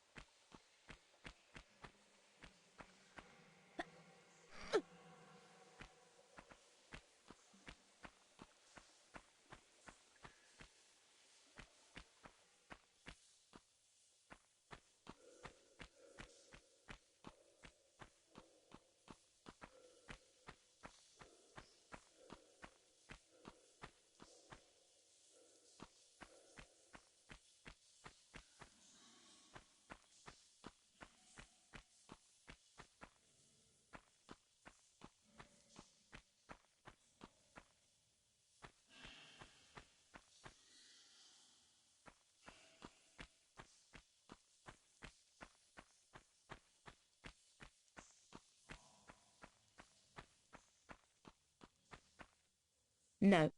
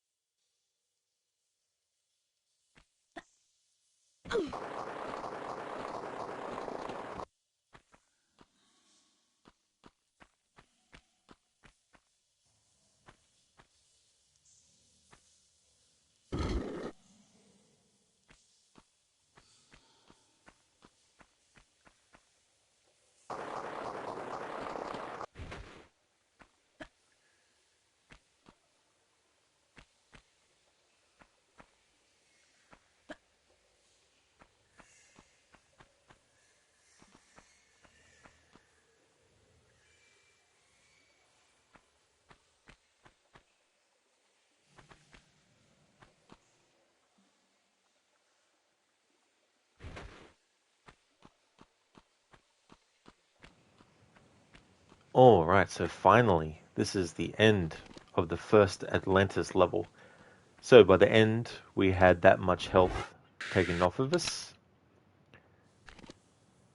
And just to show, we've still got small medipack number. We've got 3 of these, and we've got 1 of these. So at the start of this stream, I had 1 of these large medipacks and 3 of these small ones. And I'm not allowed to use health kits, so that means that I haven't used any. Even though I've picked up some, I haven't actually used any of them. And Lara will get her health back at the start of the next level, automatically.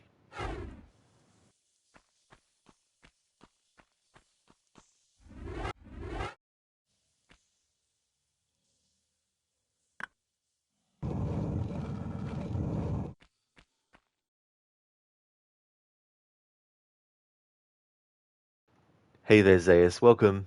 How's things been? You barely play these games, lol. Still need to start Valhalla. At least it's installed on your PS5 now. Well, that is good. That's a good start. It's installed on there. Just need to load it up and play through it. You definitely have a lot of content to play through. I don't know what version you might have, but even the base game, as it on its own, has a lot of content in it. Scar cheese. Now, where is my cookie? The Cookie Monster has it.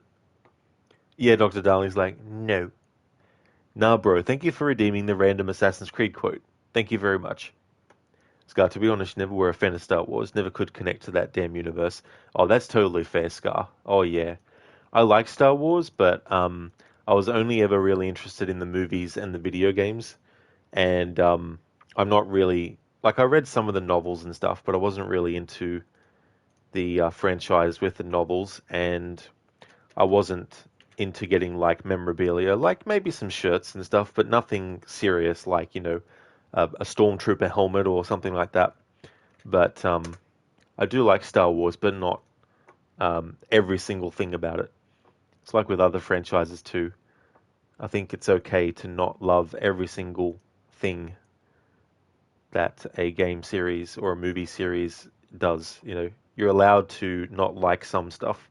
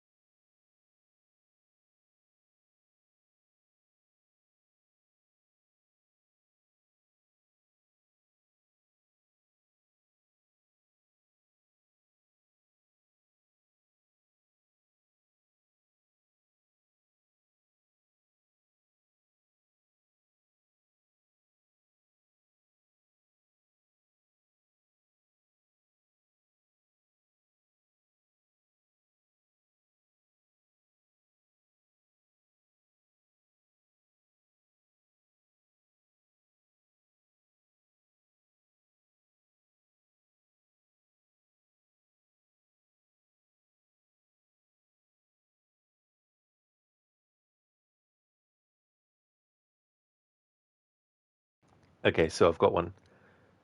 The throne was mine. Wanting something does not make it your right. What do you know? that a true leader empowers the people he rules. I will lead mankind into a new world. Che nessuno ricordi il tuo nome. Requiescat in pace. You cannot kill me. No man can murder me. Then I leave you in the hands of fate. Thanks for redeeming that, Narbro. That was from Assassin's Creed Brotherhood. That's the best Cesare Borgia impression I can do. I know it's not that good, but there you go. Thanks for redeeming that, Narbro. Zay, it's just the base. You've been replaying the OG God of War games, visceral stuff. Oh, cool. That's good. I need to replay 1 and 2 of God of War, because I haven't played those for a very long time. But I never played the other ones after that, so I want to play those ones as well at some point. Now, bro, the Disney Star Wars is garbage. Yeah, I mean, it's fair to say, like, of the movies that they did, I feel like The Force Awakens kind of had potential. It set some things up that potentially could have been done well, but I think the next 2 episodes after that really sort of messed that up. And I liked Rogue One. If I probably had to pick which of the movies that they've done that I actually like the most, I'd probably have to pick Rogue One, I think. I think that was a pretty good one. Scar, also, now all companies do milk Star Wars reputation. They do games, TV shows, movies, etc. Lego thing as well. Toilet paper, underwear, yeah, all that kind of stuff. It's like, wipe your ass with this now. Now, bro, what did you think of the AC movie? You really enjoyed it. I liked it. Yeah, I don't think it's one of the best video game adaptations, and there are some things that I think it could have done better, especially as an Assassin's Creed movie. I think it should have had a lot more scenes in the past with Aguilar, and I feel like after a certain point, they didn't need to keep cutting back and forth or showing in the same scene through the special effects of seeing Aguilar do stuff while you're also seeing his ancestor Callum, or descendant, I should say, in present time, doing the exact same movements and stuff. I think after a while, they didn't need to keep showing that, because I think both audiences who knew about the Assassin's Creed series going in and those who didn't well and truly got the message of what was happening. It's like, yeah, we know. The present day protagonist is experiencing the exact same movements that their ancestor in the memory is, But I think that got old after a while. And the funny thing is, the Templars never say, "May the Father of Understanding guide us," in the whole movie at all. But overall, I really like the action sequences. I really like the music. The music was where I was actually worried a little bit too, because they used certain, trailer music, and I'm like, oh, hopefully they don't have a lot of that in the soundtrack. Like, hopefully it's not just song after song after song and a little bit of, orchestration or whatnot, instrumentation or instrumental. But I was really, really happy with the music in that. And yeah, the parkour was really cool, all those sequences. So I thought that was pretty good in that respect. But we'll never get an actual live action sequel. I think a sequel could have done a lot to actually be a lot better.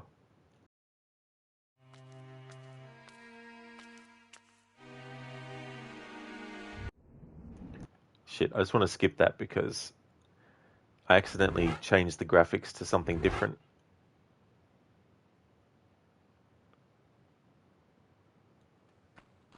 Say cheese.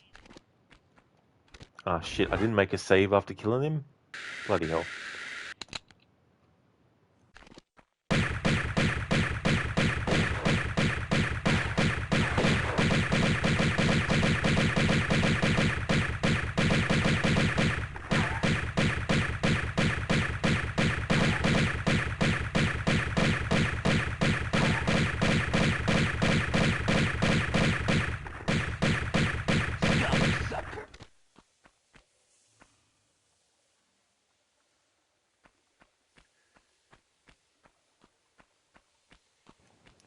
Nah, bro, there's a little too much Abstergo, but it was fine. You love the take on the Animus. Yeah, that was definitely an interesting way to do it, and use the space within where Callum was actually hooked up to it to its advantage. It was definitely a very different, look and stuff. And there's elements that are of that in the games afterwards as well.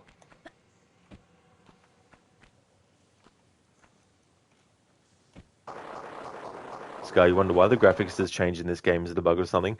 No, so you can change the graphics settings to the new graphics or the old graphics whenever you want. Like literally at the press of a button, it'll switch between the two when you want to. But when it comes to those FMV sequences, if you leave the old school graphics option on, then those FMV sequences are pixelated. And the only way to get rid of the pixelization is to press the button that switches to the remastered graphics. But because the FMV sequences weren't remastered in the sense of completely redone with different graphics, they basically just made sure that it was HD quality.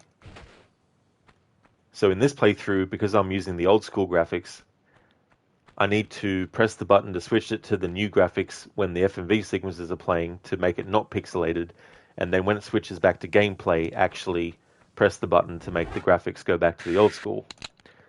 But I got mixed up there, which is why I accidentally pressed the button when it went to in-game cinematics, and that's why it switched to the new graphics, because I accidentally switched to it. There we go. Alright, so this time I'll go through, finish the level. Yeah, so I've got 3 small medipacks, 1 large medipack. I had that at the start of the stream. I haven't used any health. That health that we have lost, at the start of the next level, the game will automatically refill Lara's health.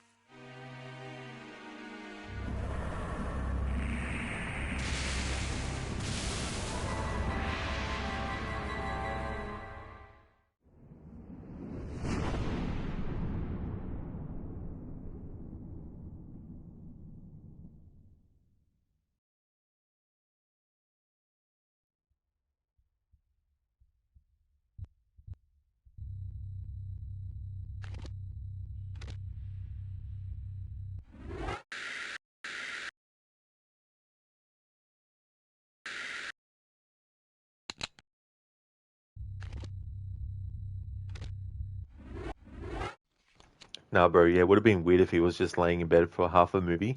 You love the bleeding effects scenes as well. Yeah, that was quite interesting, actually, how they did that, and also the visuals of it as well.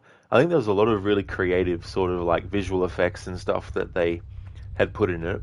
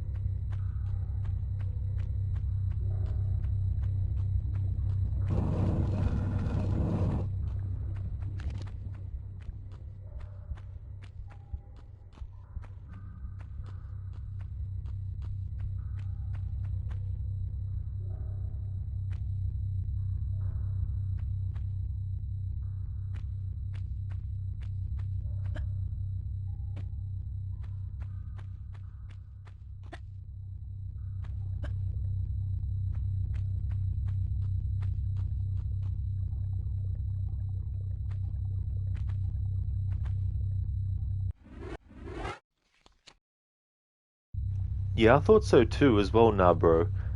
Yeah, I think they could have done a really good sequel.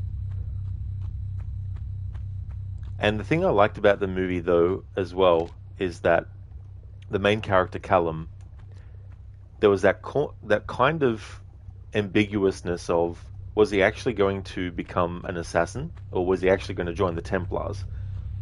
And I think that kind of helps separate the similarity between the present day facility that Desmond in the games was in Italy versus the one that Callum is in Spain.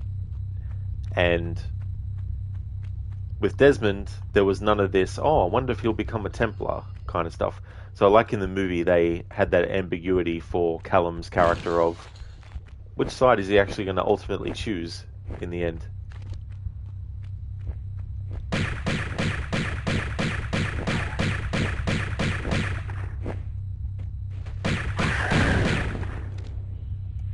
Ah, shouldn't have fucking did that backward jump.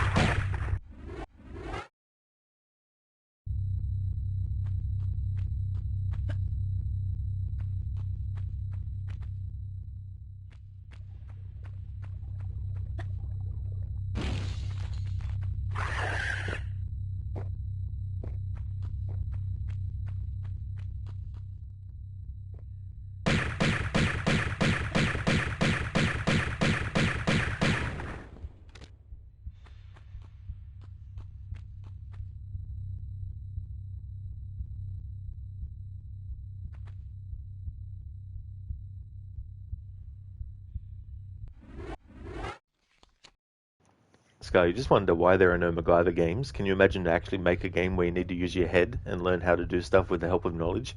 Chemist-like game with puzzles? Yeah, that is actually interesting because, like, I don't recall they even did any sort of, like... Because a lot of movies and shows, even in, like, the 8-bit and less era, had video games based on them as well. So, yeah, I don't think they ever did a MacGyver game at all. But yeah, the idea of taking various materials and turning them into something that can help out is definitely something that's a great idea. It's not in the same way, but games like Dead Rising 2 giving you the ability to mix and match items to create weapons was pretty cool.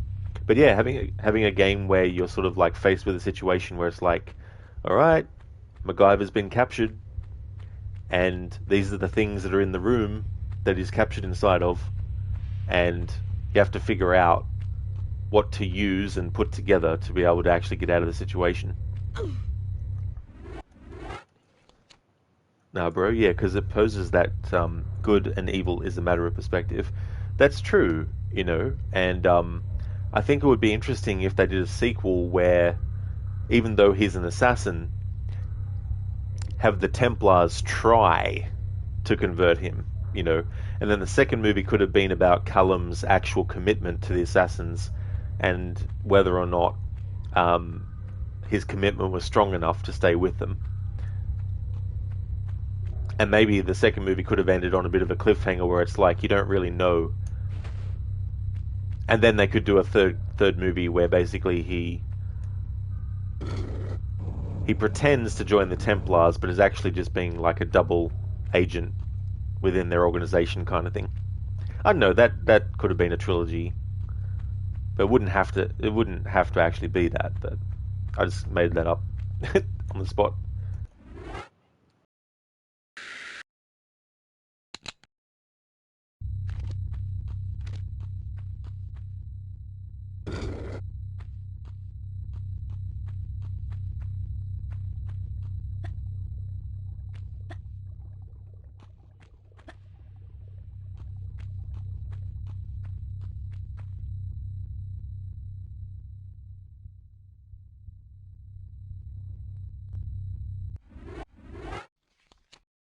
Yeah, exactly.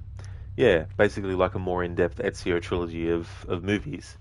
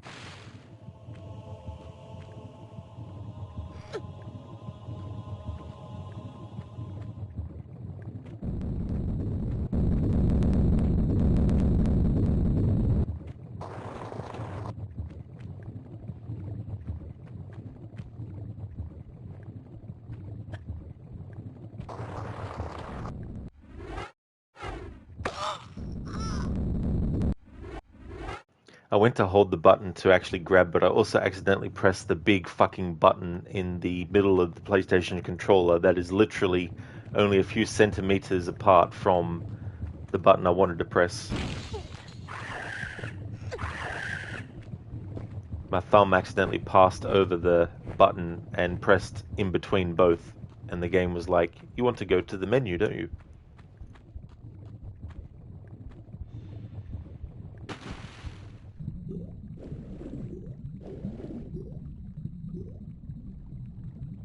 No, but I also felt like the runtime was a little short. Yeah, yeah, there was actually a big whole subplot that was actually taken out of the movie too. So with that back in, it would have been a bit longer.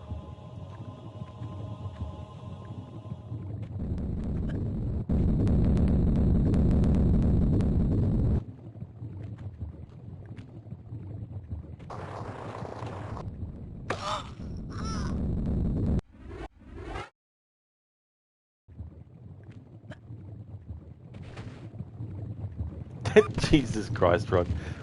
I forgot. There's a section before the section with the water.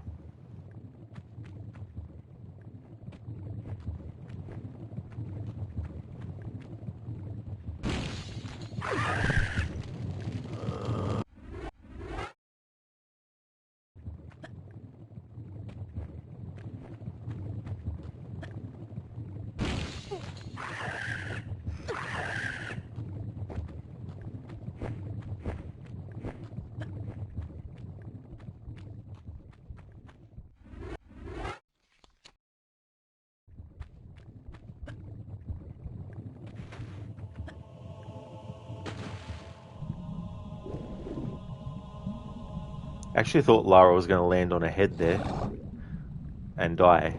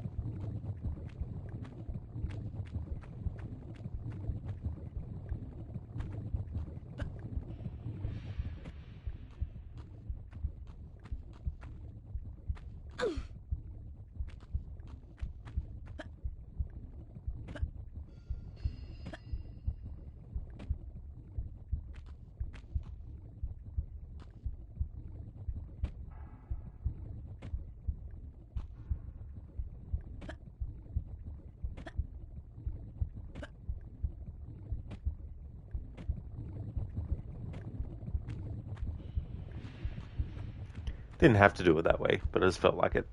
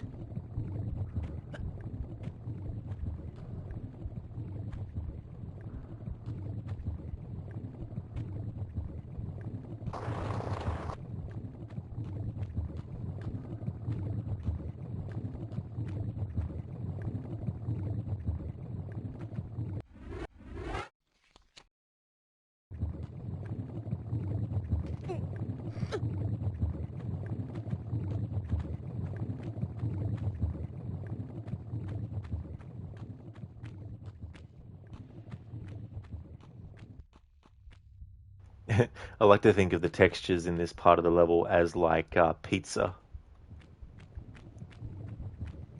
pizza topping.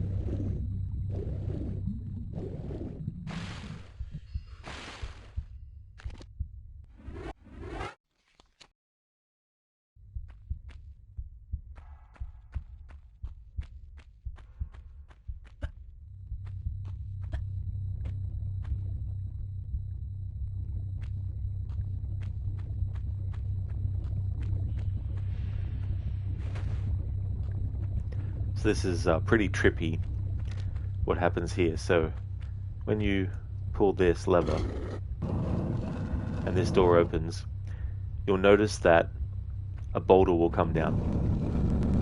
But you can't be quick enough to get through where it blocks. But what you can do, and what you have to do, is this block that can be moved, you pull this out, and then you basically block the ramp where the big, what I call a meatball, actually rolled down from. Because there's a bit of magic that happens after you block off the ramp.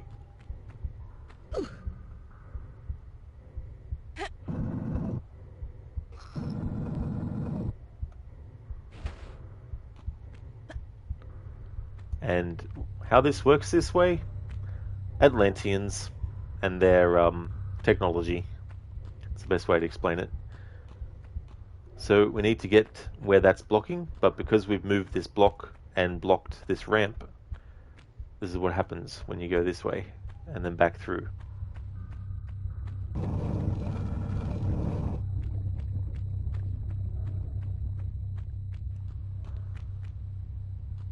Open this up again, and that entrance that was blocked isn't anymore, but the block that we moved is still there. And voila, magic. Blocks the newly spawned meatball.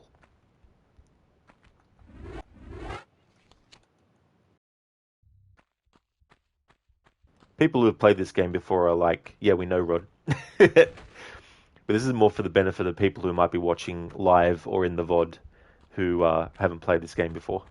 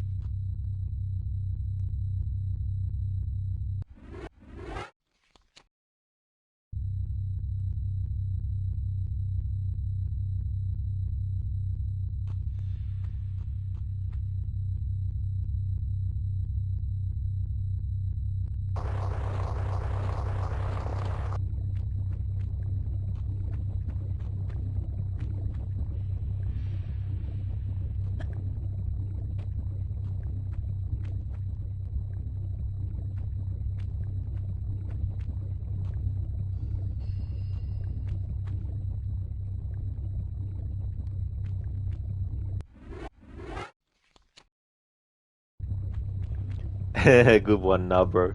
This is what Nightmare Fuel looked like in the 90s. It also makes me think of Inside Jabu Jabu in Legend of Zelda Ocarina of Time as well. But yeah, the sort of like heartbeats as well that are in this gets reused again in games like Tomb Raider 2, for example.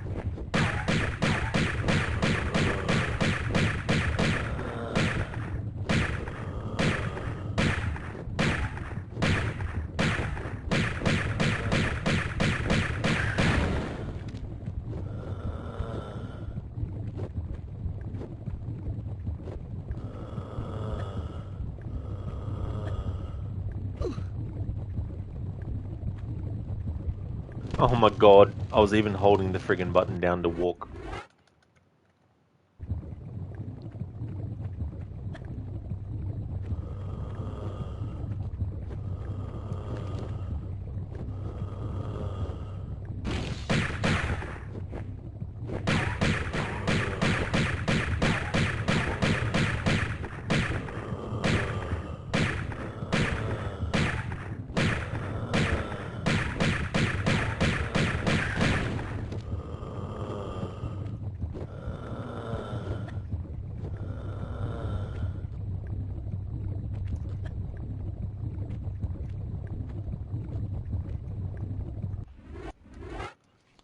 Nah, bro, you love when we were kids, we were like, graphics will never be better than this.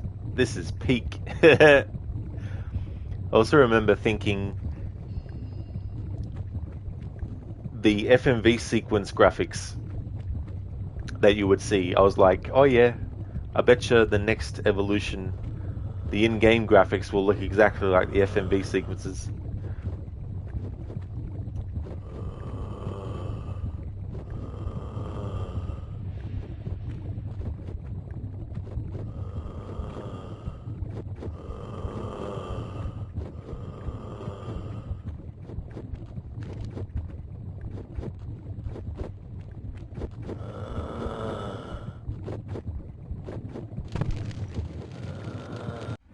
Indeed, how wrong we were.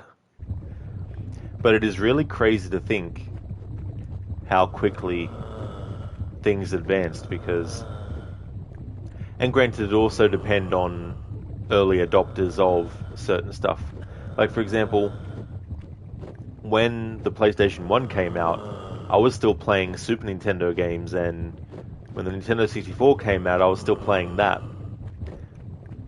But even looking at the Super Nintendo games, what a big leap that happened with the PlayStation 1 and the Nintendo 64 and stuff. It's just a massive leap, even between those two generations of graphics.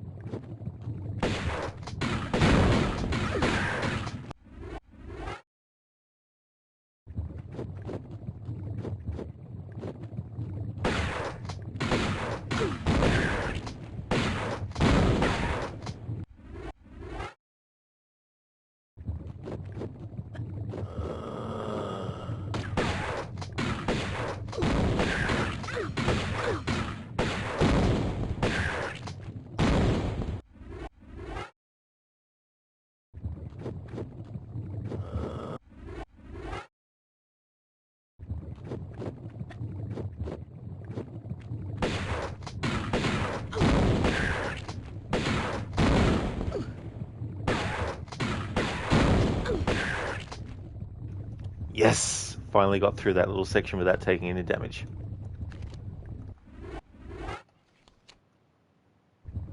Now, bro, you're a Sega kid, then PS1 came out, and it was like night and day.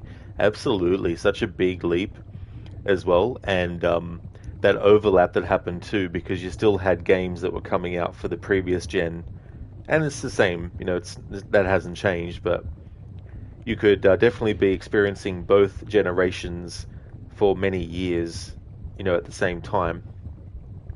Scar jump from PS1 to 2 and then from 2 to 3 was insane. Not so big changes since then, except resolution and some useless tech that make games run worse.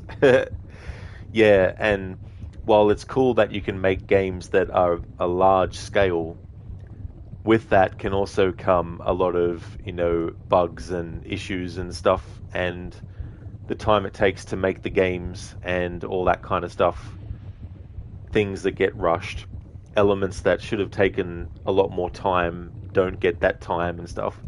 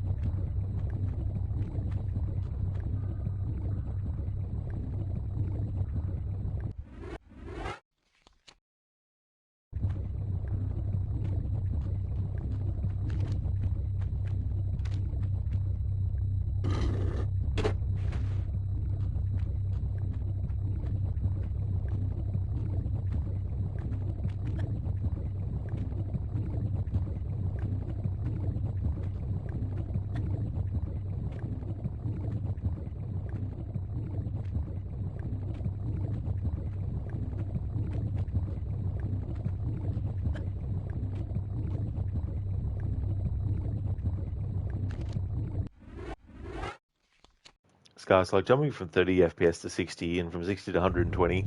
Beyond that, you don't see a difference. That's true, you know.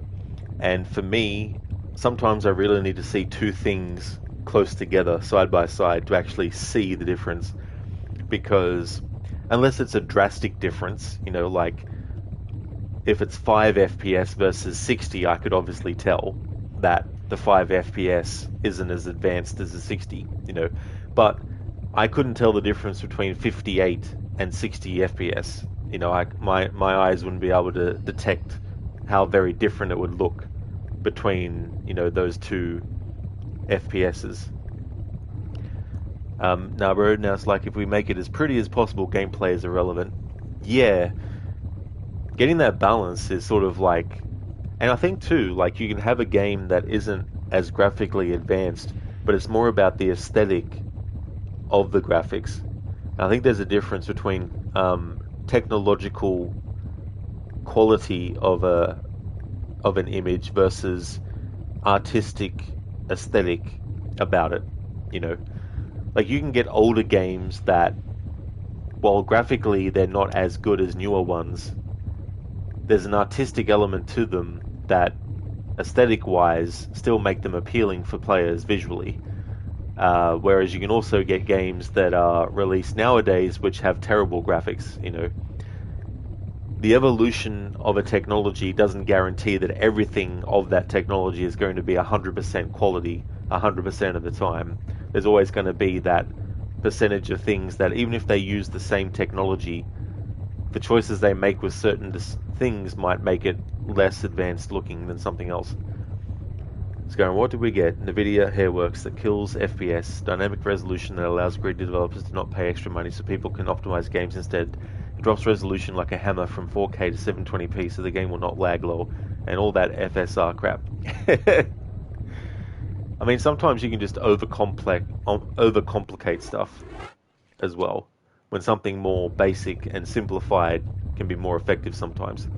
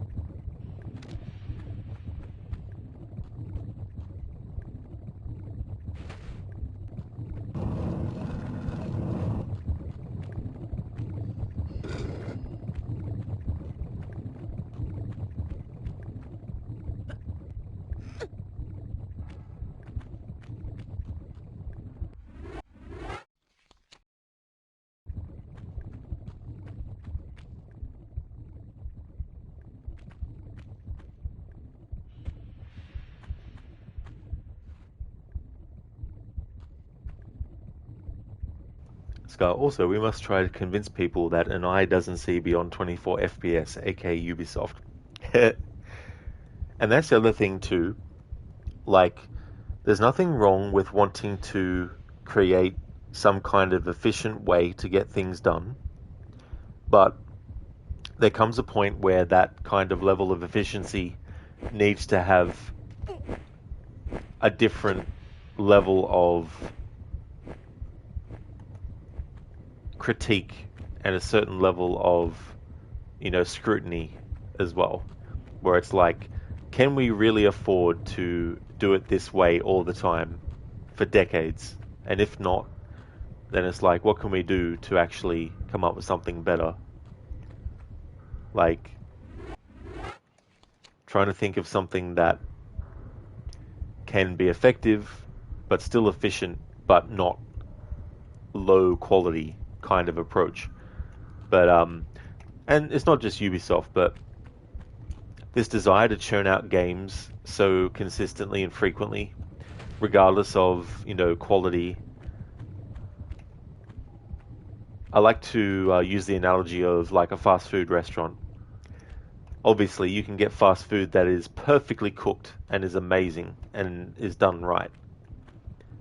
You can get food done at a restaurant that's not done quickly, that is disgusting and tastes like shit.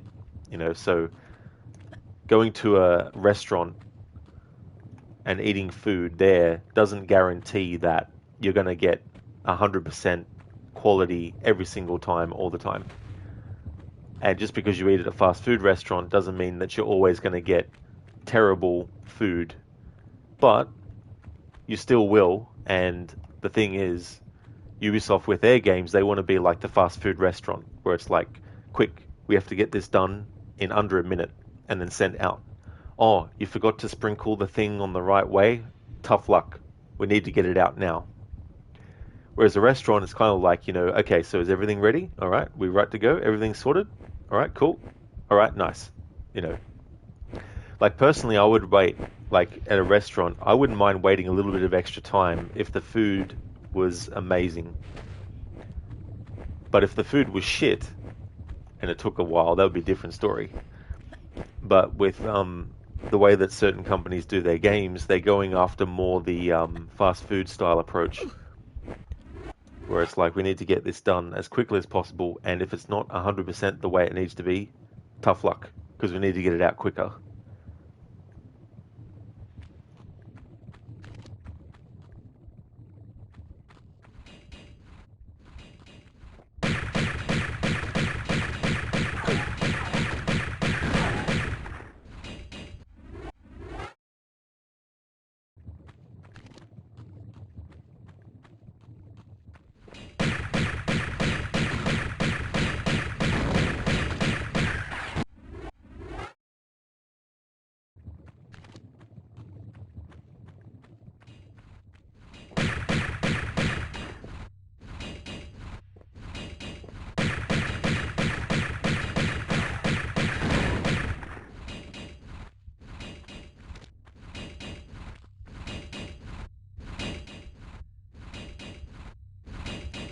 Because the game is like le movie.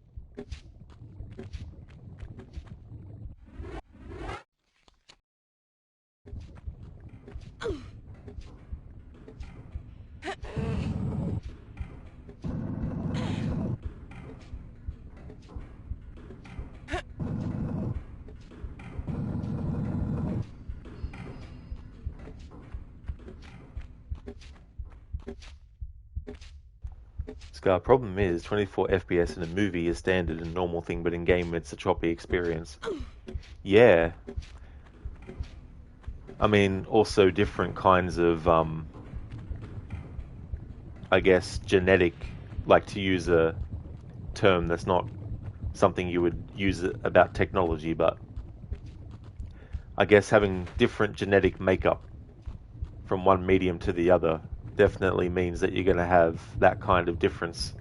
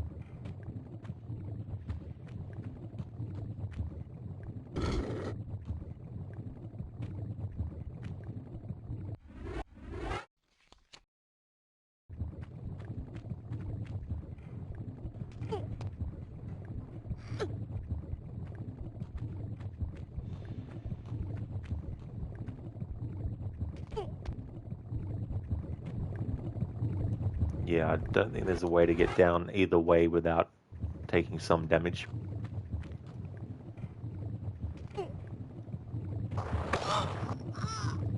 Maximum damage was taken in that part.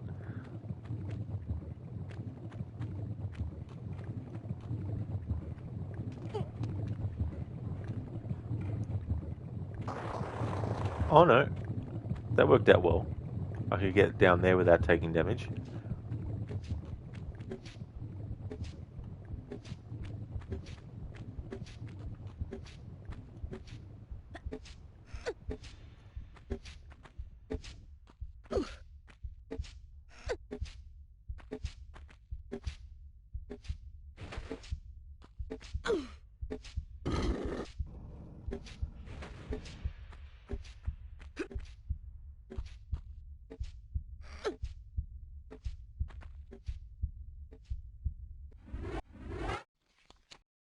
Sky, you also cannot watch movies in 60 FPS. Your eyes see it like a recording on the streets and not a movie. It must be 24 FPS.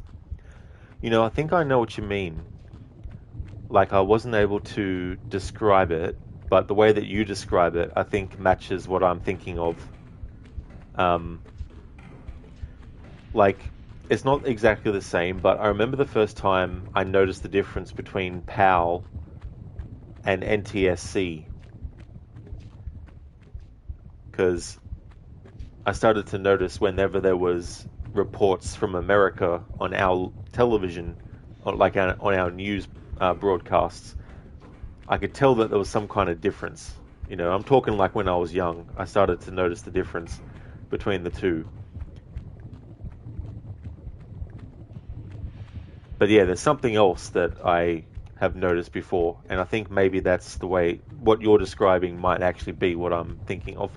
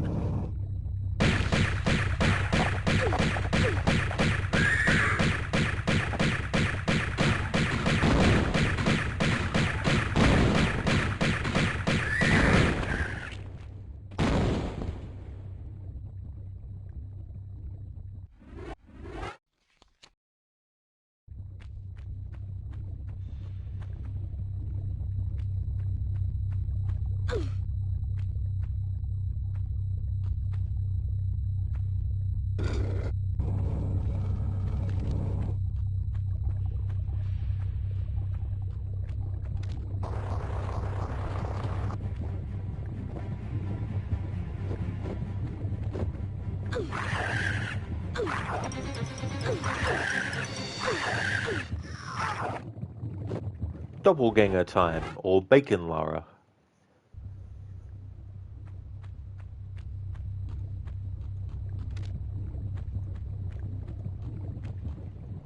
Scar, yeah, 60 frames per second does remove that effect from movie filter lens. It just looks like some dude recorded some event on very high quality smartphone camera. Oh yeah.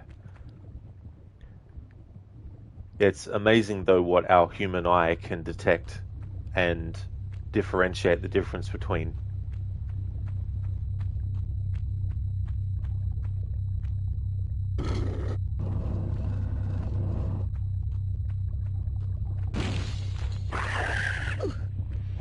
Of course, that time, that enemy thing would burst out.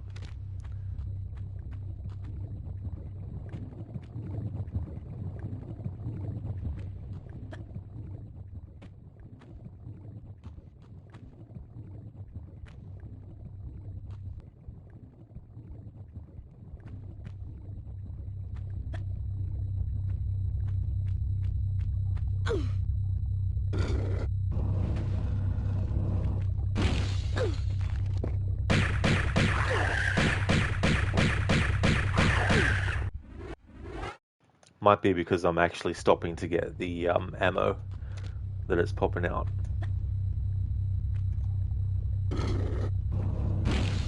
Nope, it's just RNG.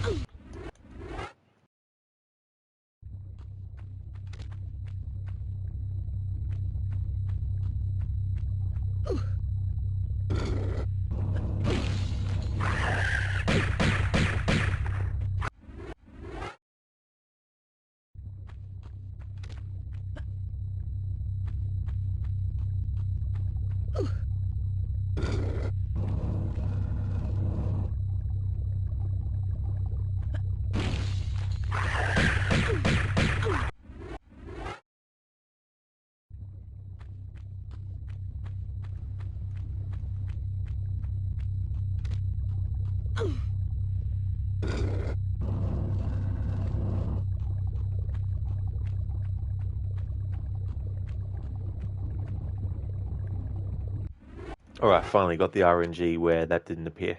Alright, this next part's going to be tricky.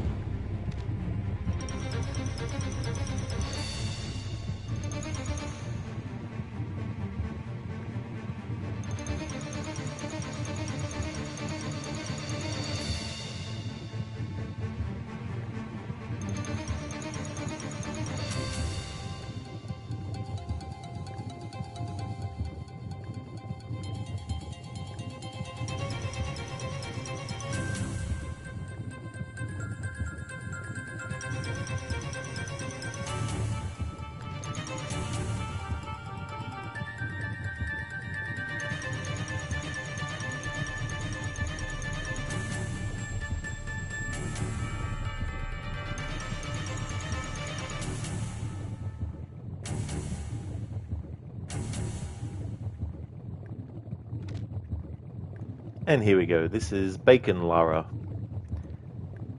If you shoot at Bacon Lara will be like, fuck you too, and shoot at you.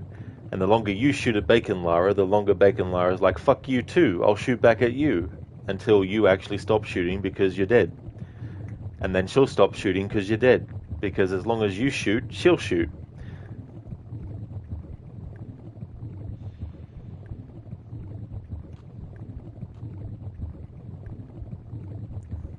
Scar, because human eye is pure, the rest is a knockoff.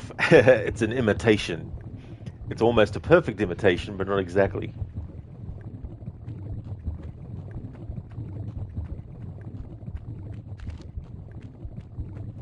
I'll accept that amount of health loss, considering how far I've gotten and how many skirmishes I've gotten through in this level, and ultimately saved after getting through them without taking any damage. I'll accept that amount of health loss.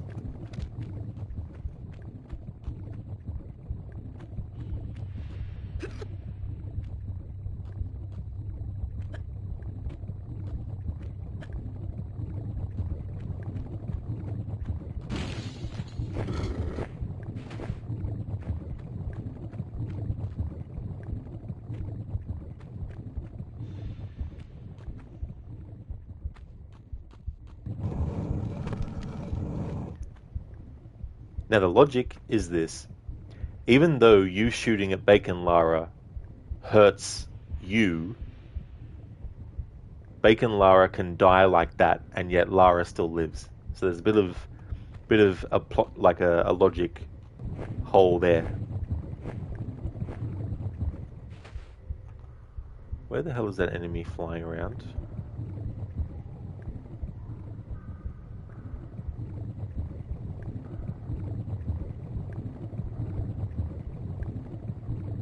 Okay, so Bacon Lara just basically stays there. That. It's actually interesting, the use of doppelgangers. In the original Prince of Persia, there's a point where the prince, or the character that will become the prince at the end of the game, he gets trapped and there's a mirror. And the only way to get past that point is to have him run and jump through the mirror. Now once he does that, the mirror breaks and a doppelganger of the main character appears. Basically his evil twin, who is a bit of an asshole throughout the game after that point. But in that game's case, now remember that came out in 1989, the original version, whereas this game came out in 1996. Basically, to defeat the evil twin in Prince of Persia, if you attack the evil twin, it'll attack you. So the best and the only way to get rid of it is to basically put your sword away. So he'll put his sword away, and then you run at him, because he'll run at you. And then, boom, you've defeated the doppelganger. So I like how this game in 1996 has Lara with a doppelganger as well, that if you attack it, will attack you. And it's not 100% the same, because to defeat Bacon Lara, as we saw there, you didn't have to run into her and then she disappears. Whereas with the main character in Prince of Persia, that's what happened. Scarlord, Texas Smoky Barbecue, slow cooked Lara. That's right. That's a good way to put it.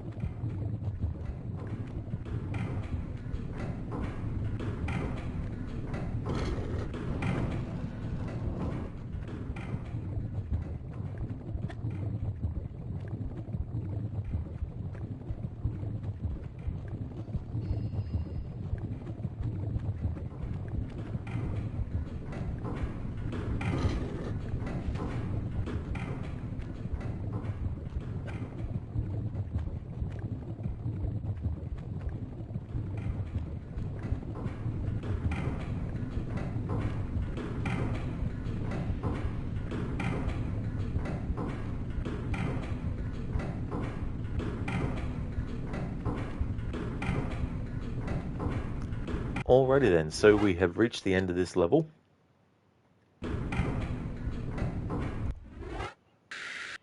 Okay, so Lara has 3 small medipacks, and we've had that for the stream, since the start of the stream, and 1 large medipack. So that means that I haven't used any health, and the amount of health that Lara has lost, she will get that back again at the start of the next level, because in this game, and the other Tomb Raider games up until Angel of Darkness, although maybe including Angel of Darkness. Anyway, at the start of the next level, or at the start of a new level, all the health that you lost gets refilled automatically. So just to show that I've still got the same amount of medipacks that I had before, just to show that I haven't actually used any. 1 large medipack, 3 small ones. And so now let us watch the next part.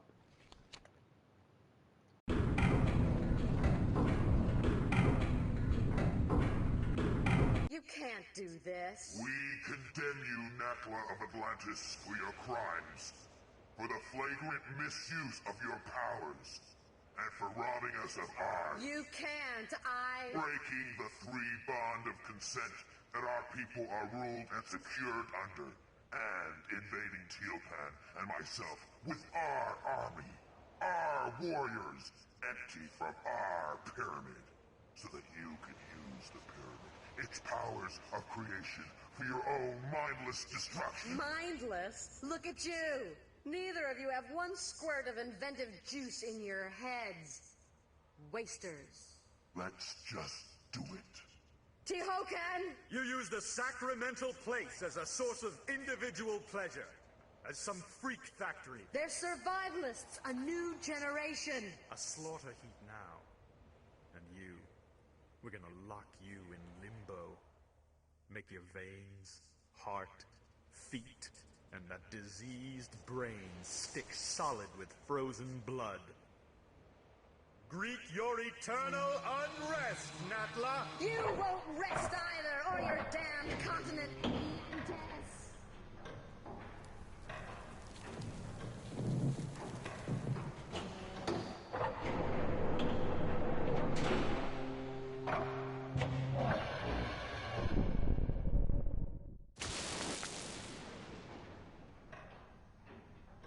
Back again. And you? For a grand reopening, I assume. Evolution's in a rut. Natural selection at an all-time low. Shipping out fresh meat will incite territorial rages again. Will strengthen and advance us. Even create new breeds. Kind of evolution on steroids, then. A kick in the pants. Those runts Qualapec and Tehokan had no idea. The cataclysm of Atlantis struck a race of languoring wimps. Plummeted them to the very basics of survival again. It shouldn't happen like that. Or like this. Hatching commences in 15 seconds. Too late for abortions now. Not without the heart of the operation. No! 10, 5, 4, 3, 2, 1.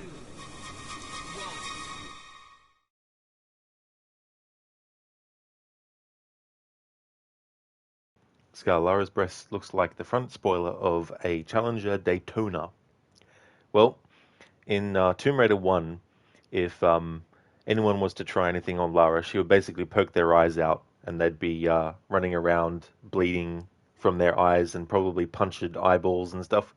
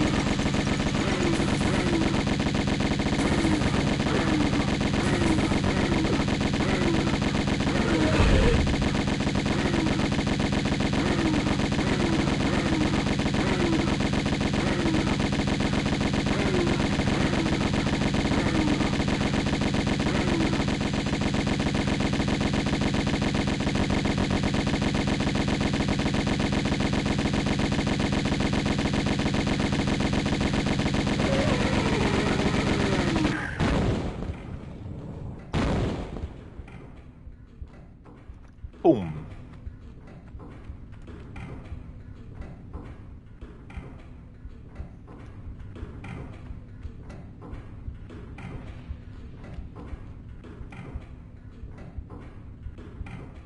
Took a little bit of a hit, but it's not enough for me to be like, I must reload the save and get through without being hit. It's not a big amount of damage.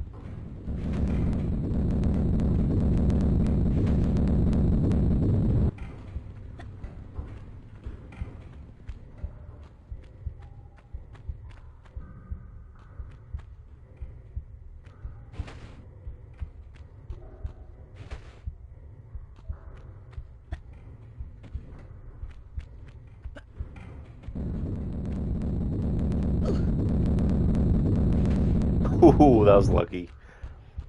Got stuck on the corner. Good thing I was able to unstick Lara and then get her around the corner.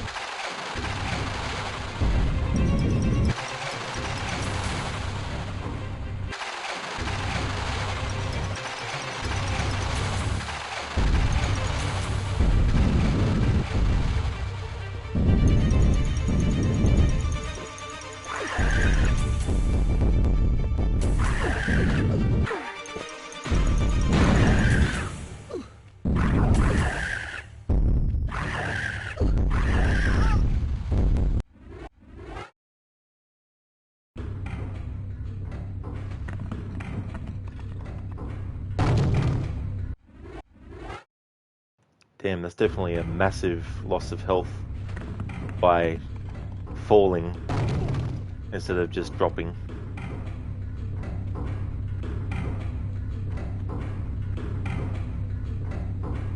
Yeah, Scar, I drink soda and I also drink coffee. I'm one of those weird people for a coffee drinker who can actually go weeks and months without even having a coffee. But I do love coffee though. Like if someone was to say, hey, do you want a coffee? I'd be like, yeah, sure, that'd be great, thanks. But I'm not like, damn, it's been 5 minutes since I had a coffee. Or it's been a month since I had a coffee. But I also like orange juice as well. I like apple juice too, but I don't really drink apple juice that much. Because sometimes if I drink it too fast, it actually gives me a, well, indigestion, I guess. Which is friggin' annoying.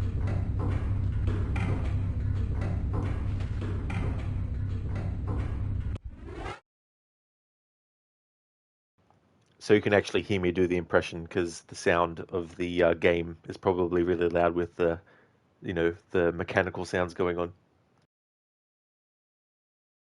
Who is that I see? Is that good old Tom Brader? It's been far too long, old friend. Oh, wait. What is that? Is that a Titan-looking dog attacking you, Tom? Well, deal with it. Then we can discuss bat affairs. Thanks, Alve, for redeeming that. Nice. I like that. Tom Brader instead of Tomb Raider. I'm doing well, Ave. Things are going good. How about yourself?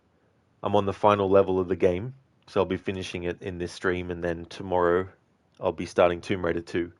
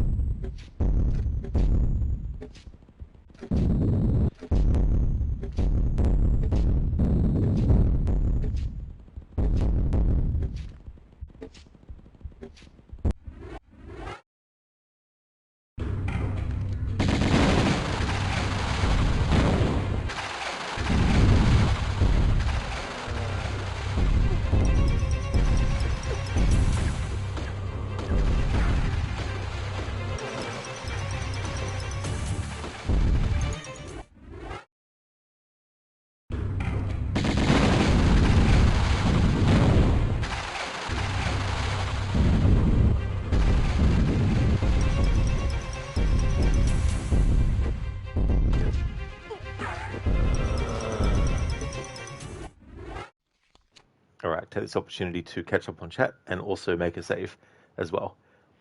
Scar, so how do I do Bane's voice? So what I do is, just to show you the steps. So for example, if I wanted to do it naturally, I would just be like, "Victory has defeated you." And then I use a Pringles can. Victory has defeated you. And that's how I make it sound like that. So yeah, naturally I'm just going, you'll just have to imagine the fire. And then just adding the Pringle can. You'll just have to imagine the fire. It's not 100% exact, of course, to what Tom Hardy does. Ava, you're doing good. Work has been shit, but you're now home and ready to continue with Black Myth Wukong. Played very little yesterday, but damn, it was fun. Well, I'm glad to hear that you're doing well. Sorry that work was shit, though, but it's good that that's over with for today, and, you know, hopefully tomorrow will be a better work day for you. And that game looks really, really cool. I've not seen too much of it, but I saw the intro to it, and I was like, wow, this is just fucking amazing. Who does the Bane impression using a Pringles can? Because right here is the god of Banes and Pringles. Or was it something else? Whatever. Focus on the damn game if you want to live. Nice variation there on come with me if you want to live. Thanks for redeeming that as an Arnie impression, Ave. Hello, Nmita. Welcome on in. How's things going, dude?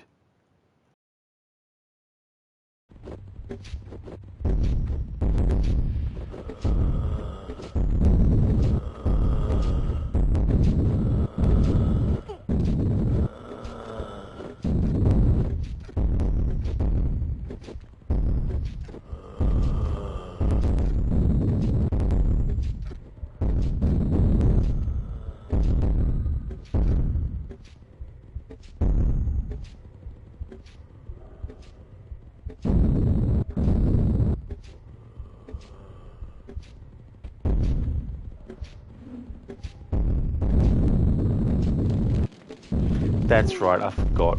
It's one of those things where Lara will actually back off into the lava. She won't stop short of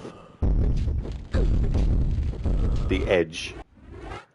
Because the edge, or the height, sorry, of what she's standing on is closer to the ground than other ledges.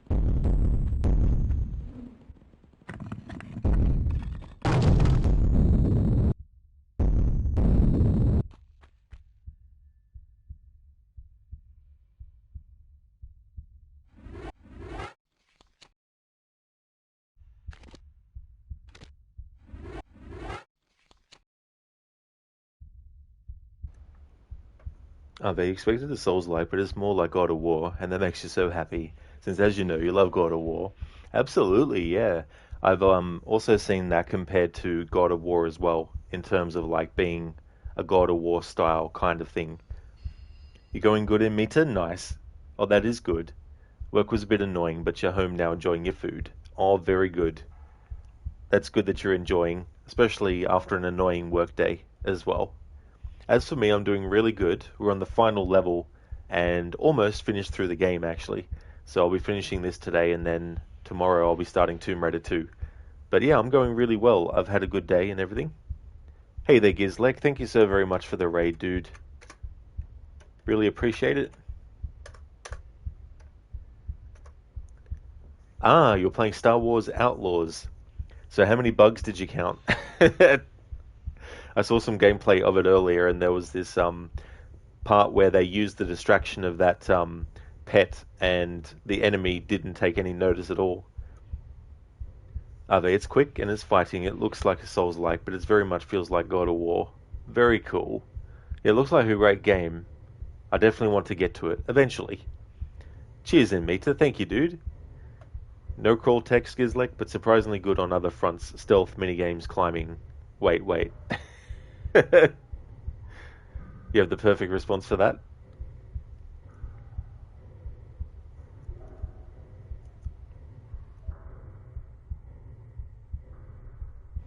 Oh, sorry, dude. You'll have to send it to me in a whisper because it's not coming through if it's a link.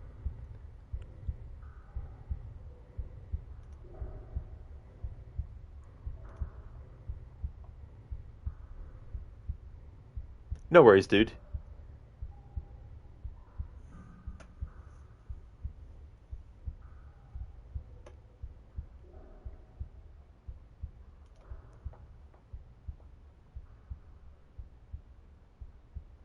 Infiltrate Gorak's base. Do not get caught. That guy is so enamored with their drink.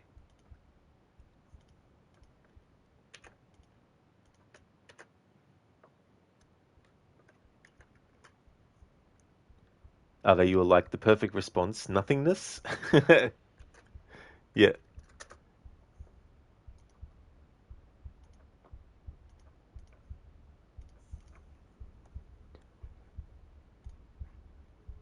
So do they give you much chance at the start, Gizlek, to actually explore the game world, or is it pretty much like you're locked into tutorial sections until they decide that it's open up? Or is it like that, or the Rhodian's head kick?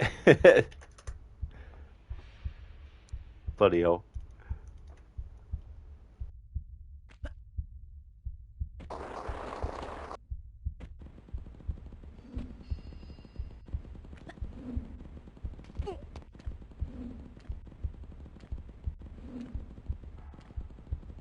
Gizlek, it's relatively free-form tutorial planet, then you get the choice of tutorial, and then it's pretty free-form. I gotcha, yeah.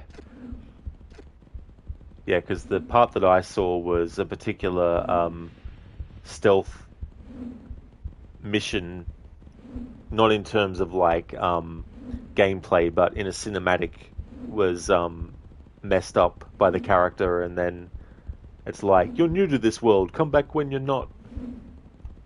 And I thought, oh, that's probably something that you can't avoid at the start. It's probably something that they want to have happen, so Ubisoft can make you feel like an idiot.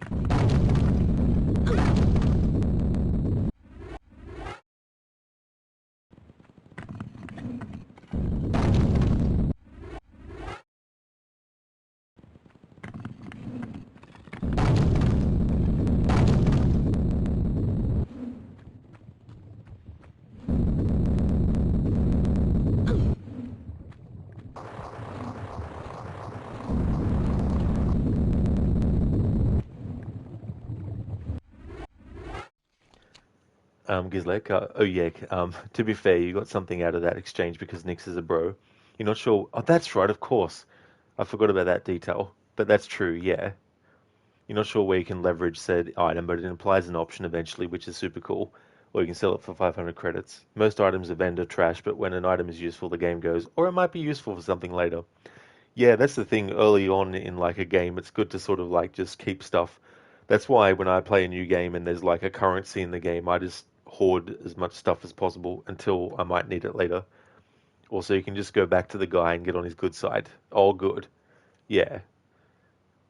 Yeah, I like the idea of having these different factions and, you get um, more buddy-buddy with different factions and, you know, get certain benefits and stuff. Every faction leader feels like dealing with a crime boss, which is cool. Oh yeah. Yeah, that element sounds really good.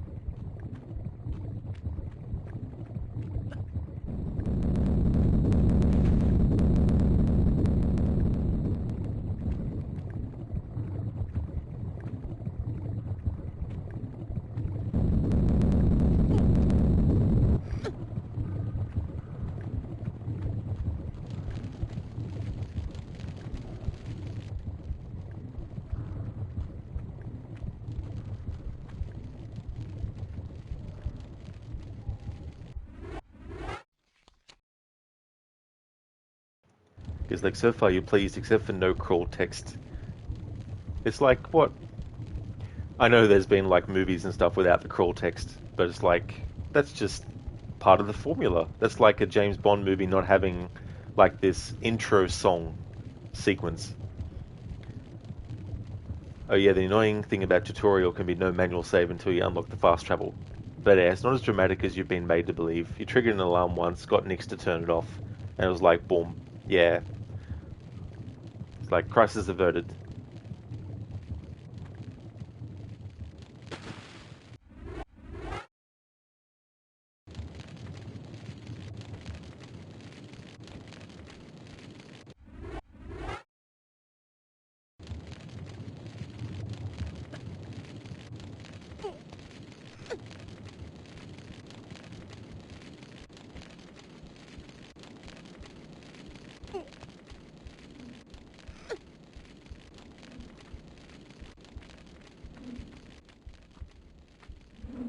Alright, so it is almost boss fight time with Jacqueline Natler. You know, of Natla Technologies, creator of all things bright and beautiful.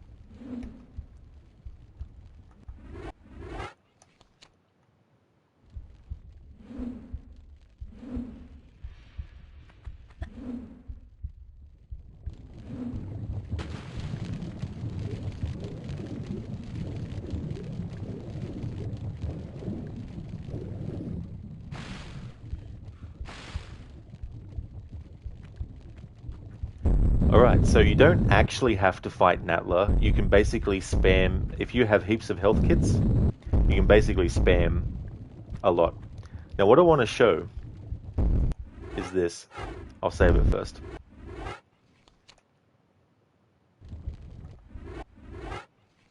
Shit, when did I start saving? Damn, I was supposed to be saving over that the whole time, but it's alright. What I wanted to point out was this. Alright, so we're up to the final part of the game, and I've got 3 small medipacks and 1 large medipack, and I've had that for a while now, so I haven't used any health items. 3 small medipacks and 1 large, getting to this part of the game. Now usually, to give you an idea of how much I actually hoard when it comes to these things, if I reload my save from last year's annual playthrough, and then go into my inventory, in that playthrough I had 33 small medipacks and 29 large ones left by the end of the game getting to this point. So I've actually been able to get less. Now, granted, obviously, in my current playthrough, I haven't been picking up medipacks when they've been a single medipack on the ground. But when I've picked up a bundle of medipack and ammo, of course, it's added that as well. So this is from my previous year's playthrough, this save file, where I've got 29 large medipacks and 33 of the small ones. Now to reload the save that I've actually made for this playthrough, and just to go back to show that I've actually reloaded the proper save this time for the rest of the playthrough. So 3 small medipacks and 1 large one as well. And if you have a heap of medipacks, you can basically just climb and do what you need to do and then keep using them as Natla's shooting you. But it can be annoying because you can shoot you and knock you off and all that kind of stuff. But for this playthrough, I'm just going to shoot Natla and kill her, and that way that'll be done. So I'm going to use, might use the magnums this time around.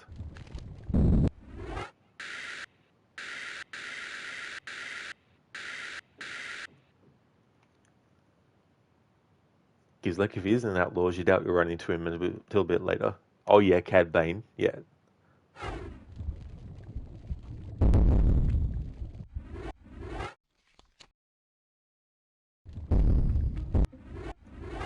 Actually, I'll save over this one to line up with the fact that I was saving over that before.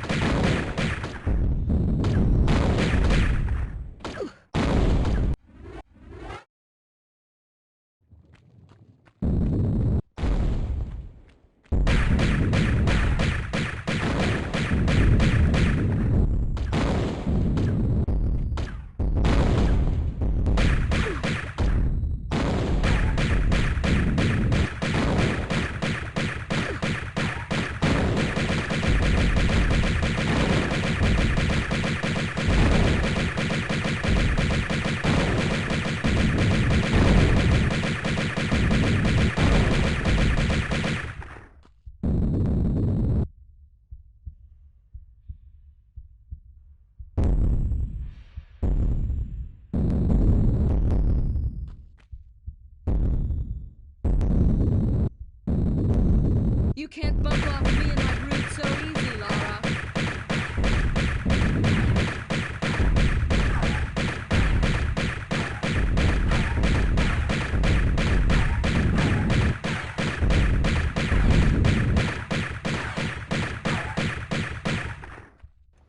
There we go. Natla is dealt with. In the Anniversary game, which is a remake of this, because it's a prequel to Legend, and because they had plans in Underworld to have Natla return, in the remake of this game, Natla doesn't actually die after the events of Anniversary. She actually lives and is in Tomb Raider Underworld. But in the original continuity, starting with the original Tomb Raider, for all intents and purposes, she's basically dead after the events of this game. In the original timeline, before they did Tomb Raider Anniversary, which is a separate timeline, and the first reboot. Well, actually, no, Legend is the reboot, sorry, but Anniversary is set before it, but it's a remake of this one. Anywho, that's how much health we have left. Gonna make a save, and pretty much all that's left now is just climbing.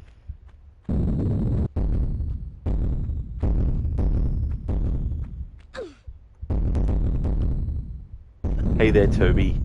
Welcome, how's things going? That's right, I don't think I can do that on these ones.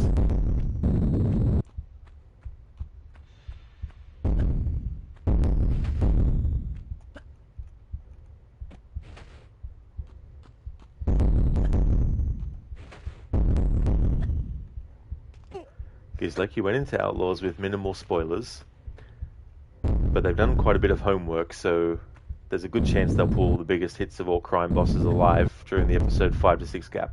Yeah. Yeah, that's also a period of time that Star Wars Shadows of the Empire actually covered.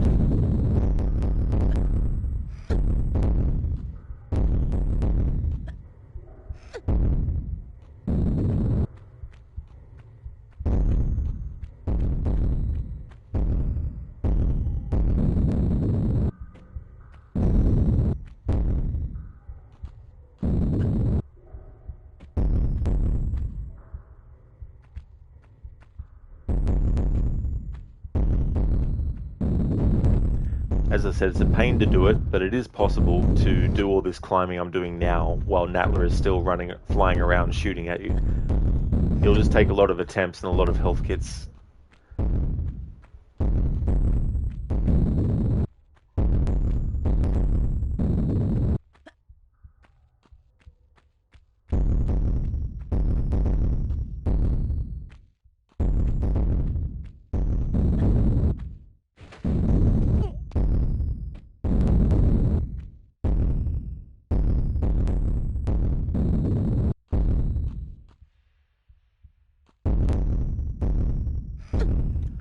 Alright, and here we go. That is the game. Got through without using any health kits. The only health kits I have had for a while now were the 3 small medipacks and the 1 large medipack. So challenge run complete as well. Thanks for the GGs, Toby. Thank you very much.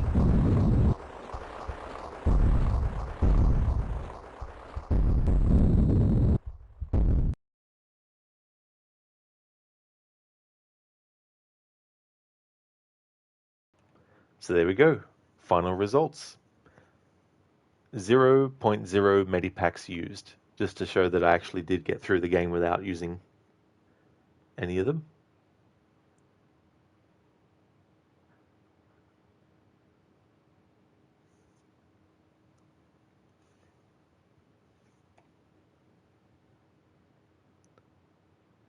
Thank you, Nmeter, for the GGs as well. Thank you very much.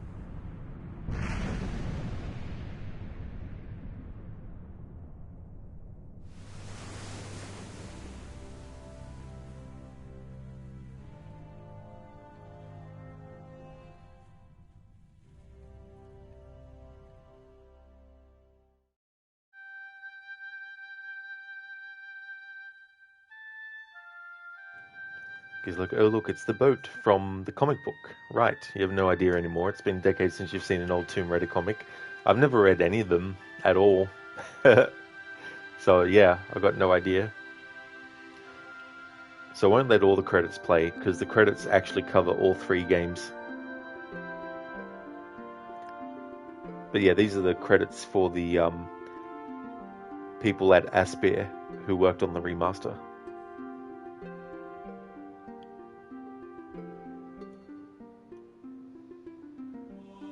Thank you so much, Ave, for the GGs as well. Toby, what's my favorite Tomb Raider? My favorite one is the 4th one in the series, which is Tomb Raider: The Last Revelation. That one came out in 1999. So that was the first one I played as well.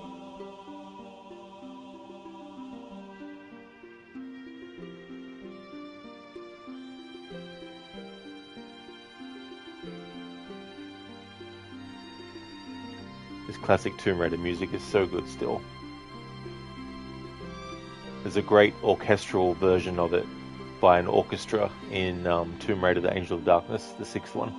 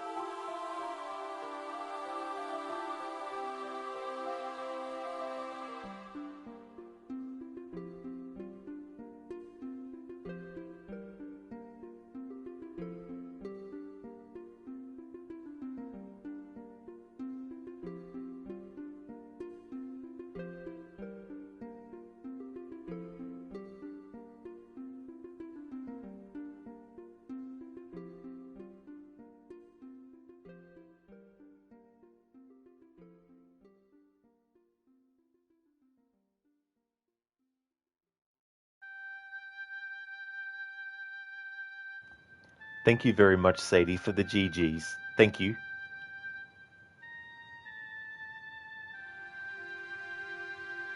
Alright, so here's the overall final statistics. I switched to the new graphics for the FMV sequence to get rid of the pixelization. But yeah, just to put it back in the old school graphics.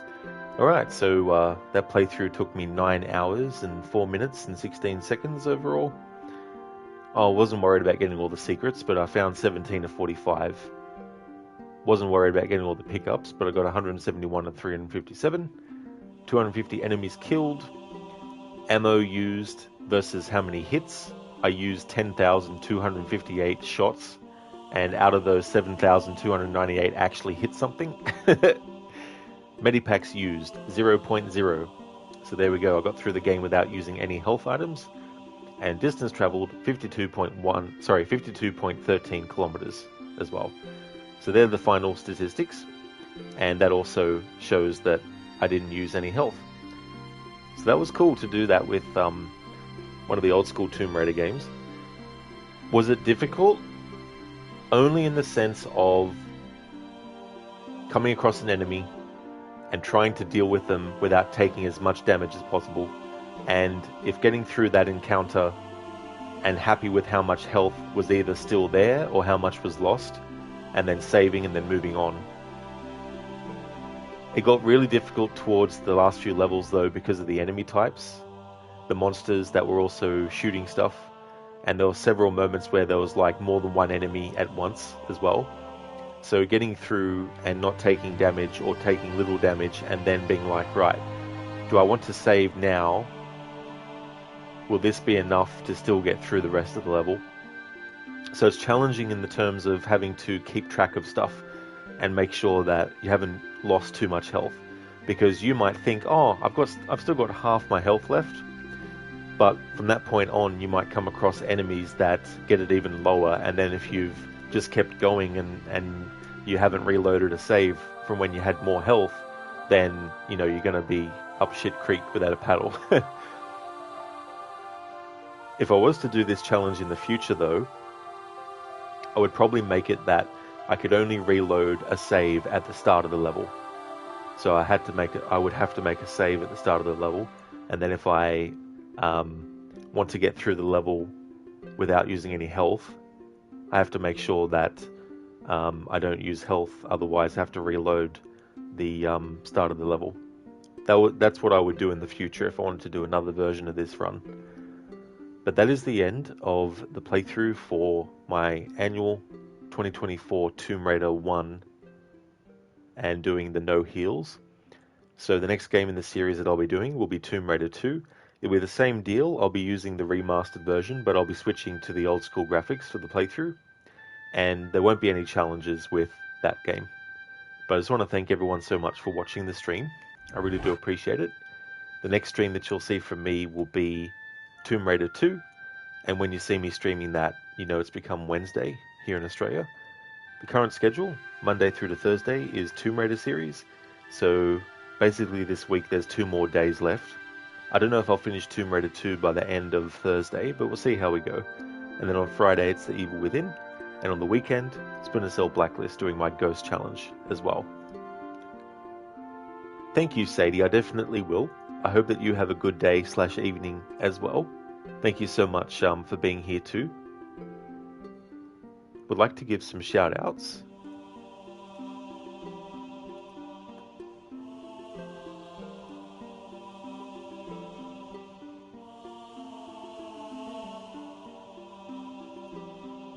Hey there, Crooked. Welcome, Senny. It's been a long time. It's been ages. Holy shit.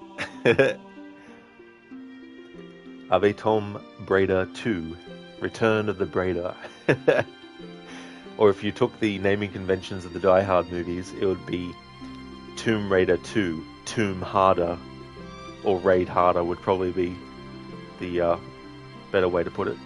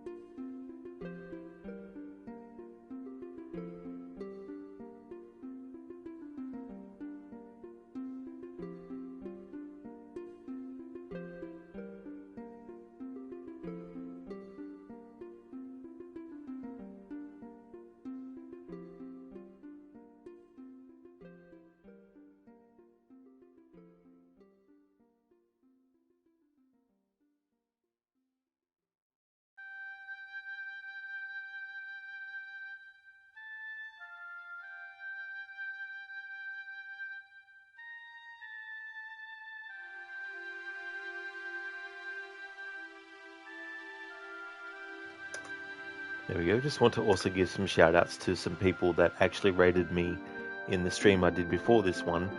I was in kind of a rush at the end of that stream to go on my break. So I just want to also give them shout outs too.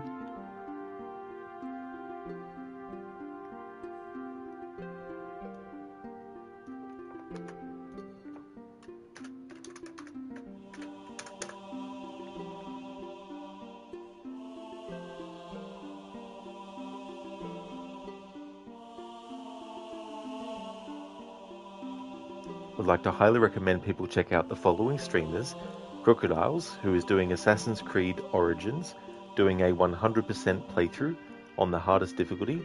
That's part of an overall project where he's playing certain games in different time periods and he's playing them in timeline order. So it doesn't matter if it's outside of the Assassin's Creed series, he's incorporating many different franchises and games in that timeline order run. He's playing through games that are set in the BC eras all the way up until the 1940s. Gizlek has been doing Star Wars Outlaws. He's also got a playthrough going of Black Myth Wukong as well. Sadie has been doing Assassin's Creed. She finished Assassin's Creed Unity and started Assassin's Creed Syndicate. And was also doing some Disney Dreamlight Valley as well. Lidus is a big fan of retro games. He's a big fan of the Mortal Kombat series. So he does streams of Mortal Kombat as well as Street Fighter and Tekken and Streets of Rage.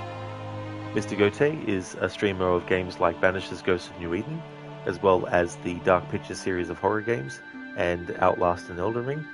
Inmita is doing a playthrough of Skyrim and is also doing a playthrough of Shadow of the Tomb Raider, and most recently finished a playthrough of Assassin's Creed Valhalla, getting the Platinum Trophy. Highly recommend checking out Feats Beats Games as well. He's been doing some Dino Crisis, also does Tomb Raider games, also including Tomb Raider games that were made with the Tomb Raider level editor as well. Also highly recommend checking out Alamouse, who has been doing Power Wash Simulator, Shaky, who is doing WWE SmackDown Here Comes the Pain. The almighty Otaku God was doing a playthrough of The Legend of Dragoon, and Beth Amphetamine was doing a playthrough of the Tomb Raider remasters. And yeah, highly recommend checking out all those streamers if you haven't before.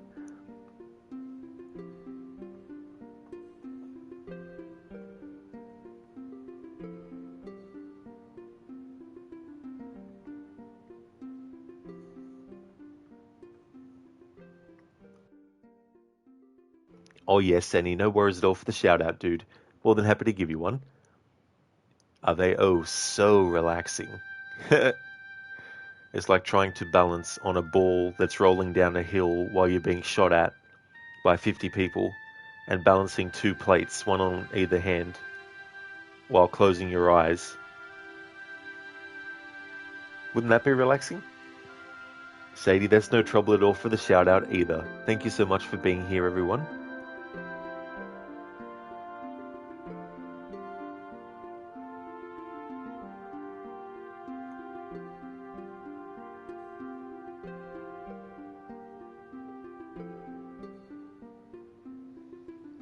Alright, we're going to go and raid out to Inmita actually, see how he's doing with Skyrim. Scar, thank you so much for being here too, and I just remembered that you had changed your name recently. So I'd also like to highly recommend people check out Scar if you haven't before. He's been doing GTA 4, playing through that game. So definitely recommend checking out Scar's channel as well. Catch you next time, Scar. I hope that you have a good one as well. Hope you enjoy your evening. No problem at all for the shout out, Scar. No worries at all. There's a general raid message that people can feel free to use. And I've also got one for subscribers as well.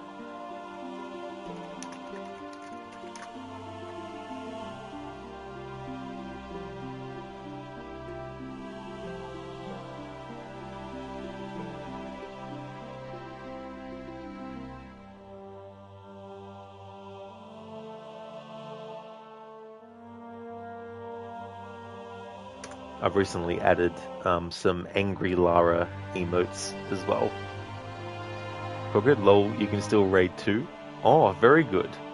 Excellent. Double raid. Very nice. Double rating coming. He didn't show up for you when you finished.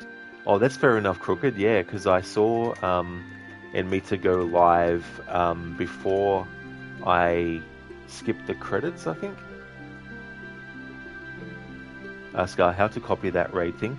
Yeah, so I don't know if you're using your mobile or not, or if you're using like a PC or something. But if you're using a PC, then you'd have to just scroll over those and then do your Control C. And but if you're doing it on your phone, you'll probably have to hold down in the chat box or on it, I think, and then go select all and then copy it that way.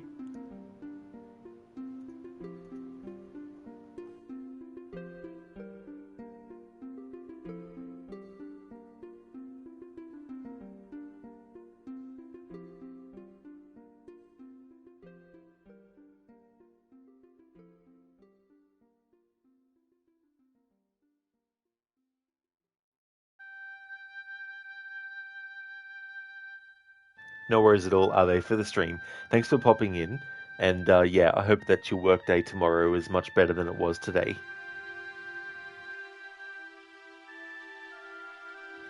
How'd you go, Scar? Were you able to copy that? It's annoying for me on my laptop because when I go to actually start the process of scrolling through and stuff, it'll pop up with like, you know, browser stuff, but also like this is the name of the emote as well, or pin this message, and it's like it's covering up. It's what I'm trying to copy and paste.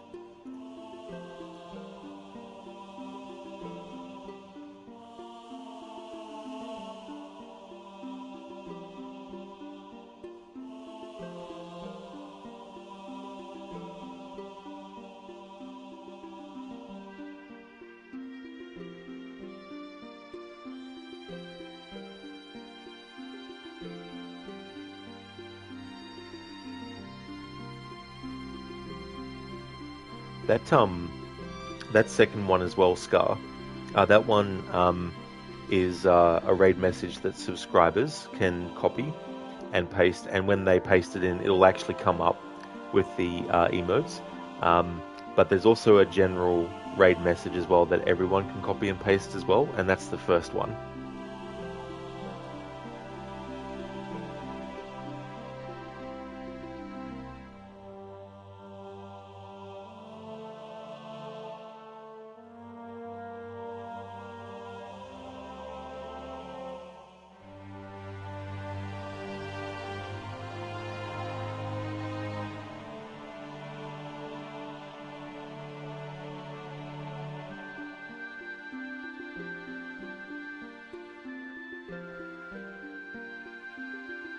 Awesome, there you go, dude.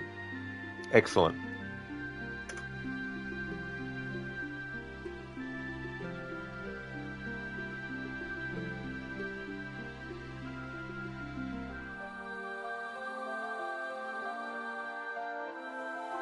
Thanks again, everyone, so much for watching the stream. If you see me streaming Tomb Raider 2, then you know it's become Wednesday for me. And I won't be doing anything special with Tomb Raider 2, just playing through it normally. Won't be worried about getting like all the secrets and all that kind of stuff. And I'll be able to actually use health kits in Tomb Raider 2 playthrough. But yeah, I'll be doing that as the next game in the series. Thanks for watching, everyone, and have a good one.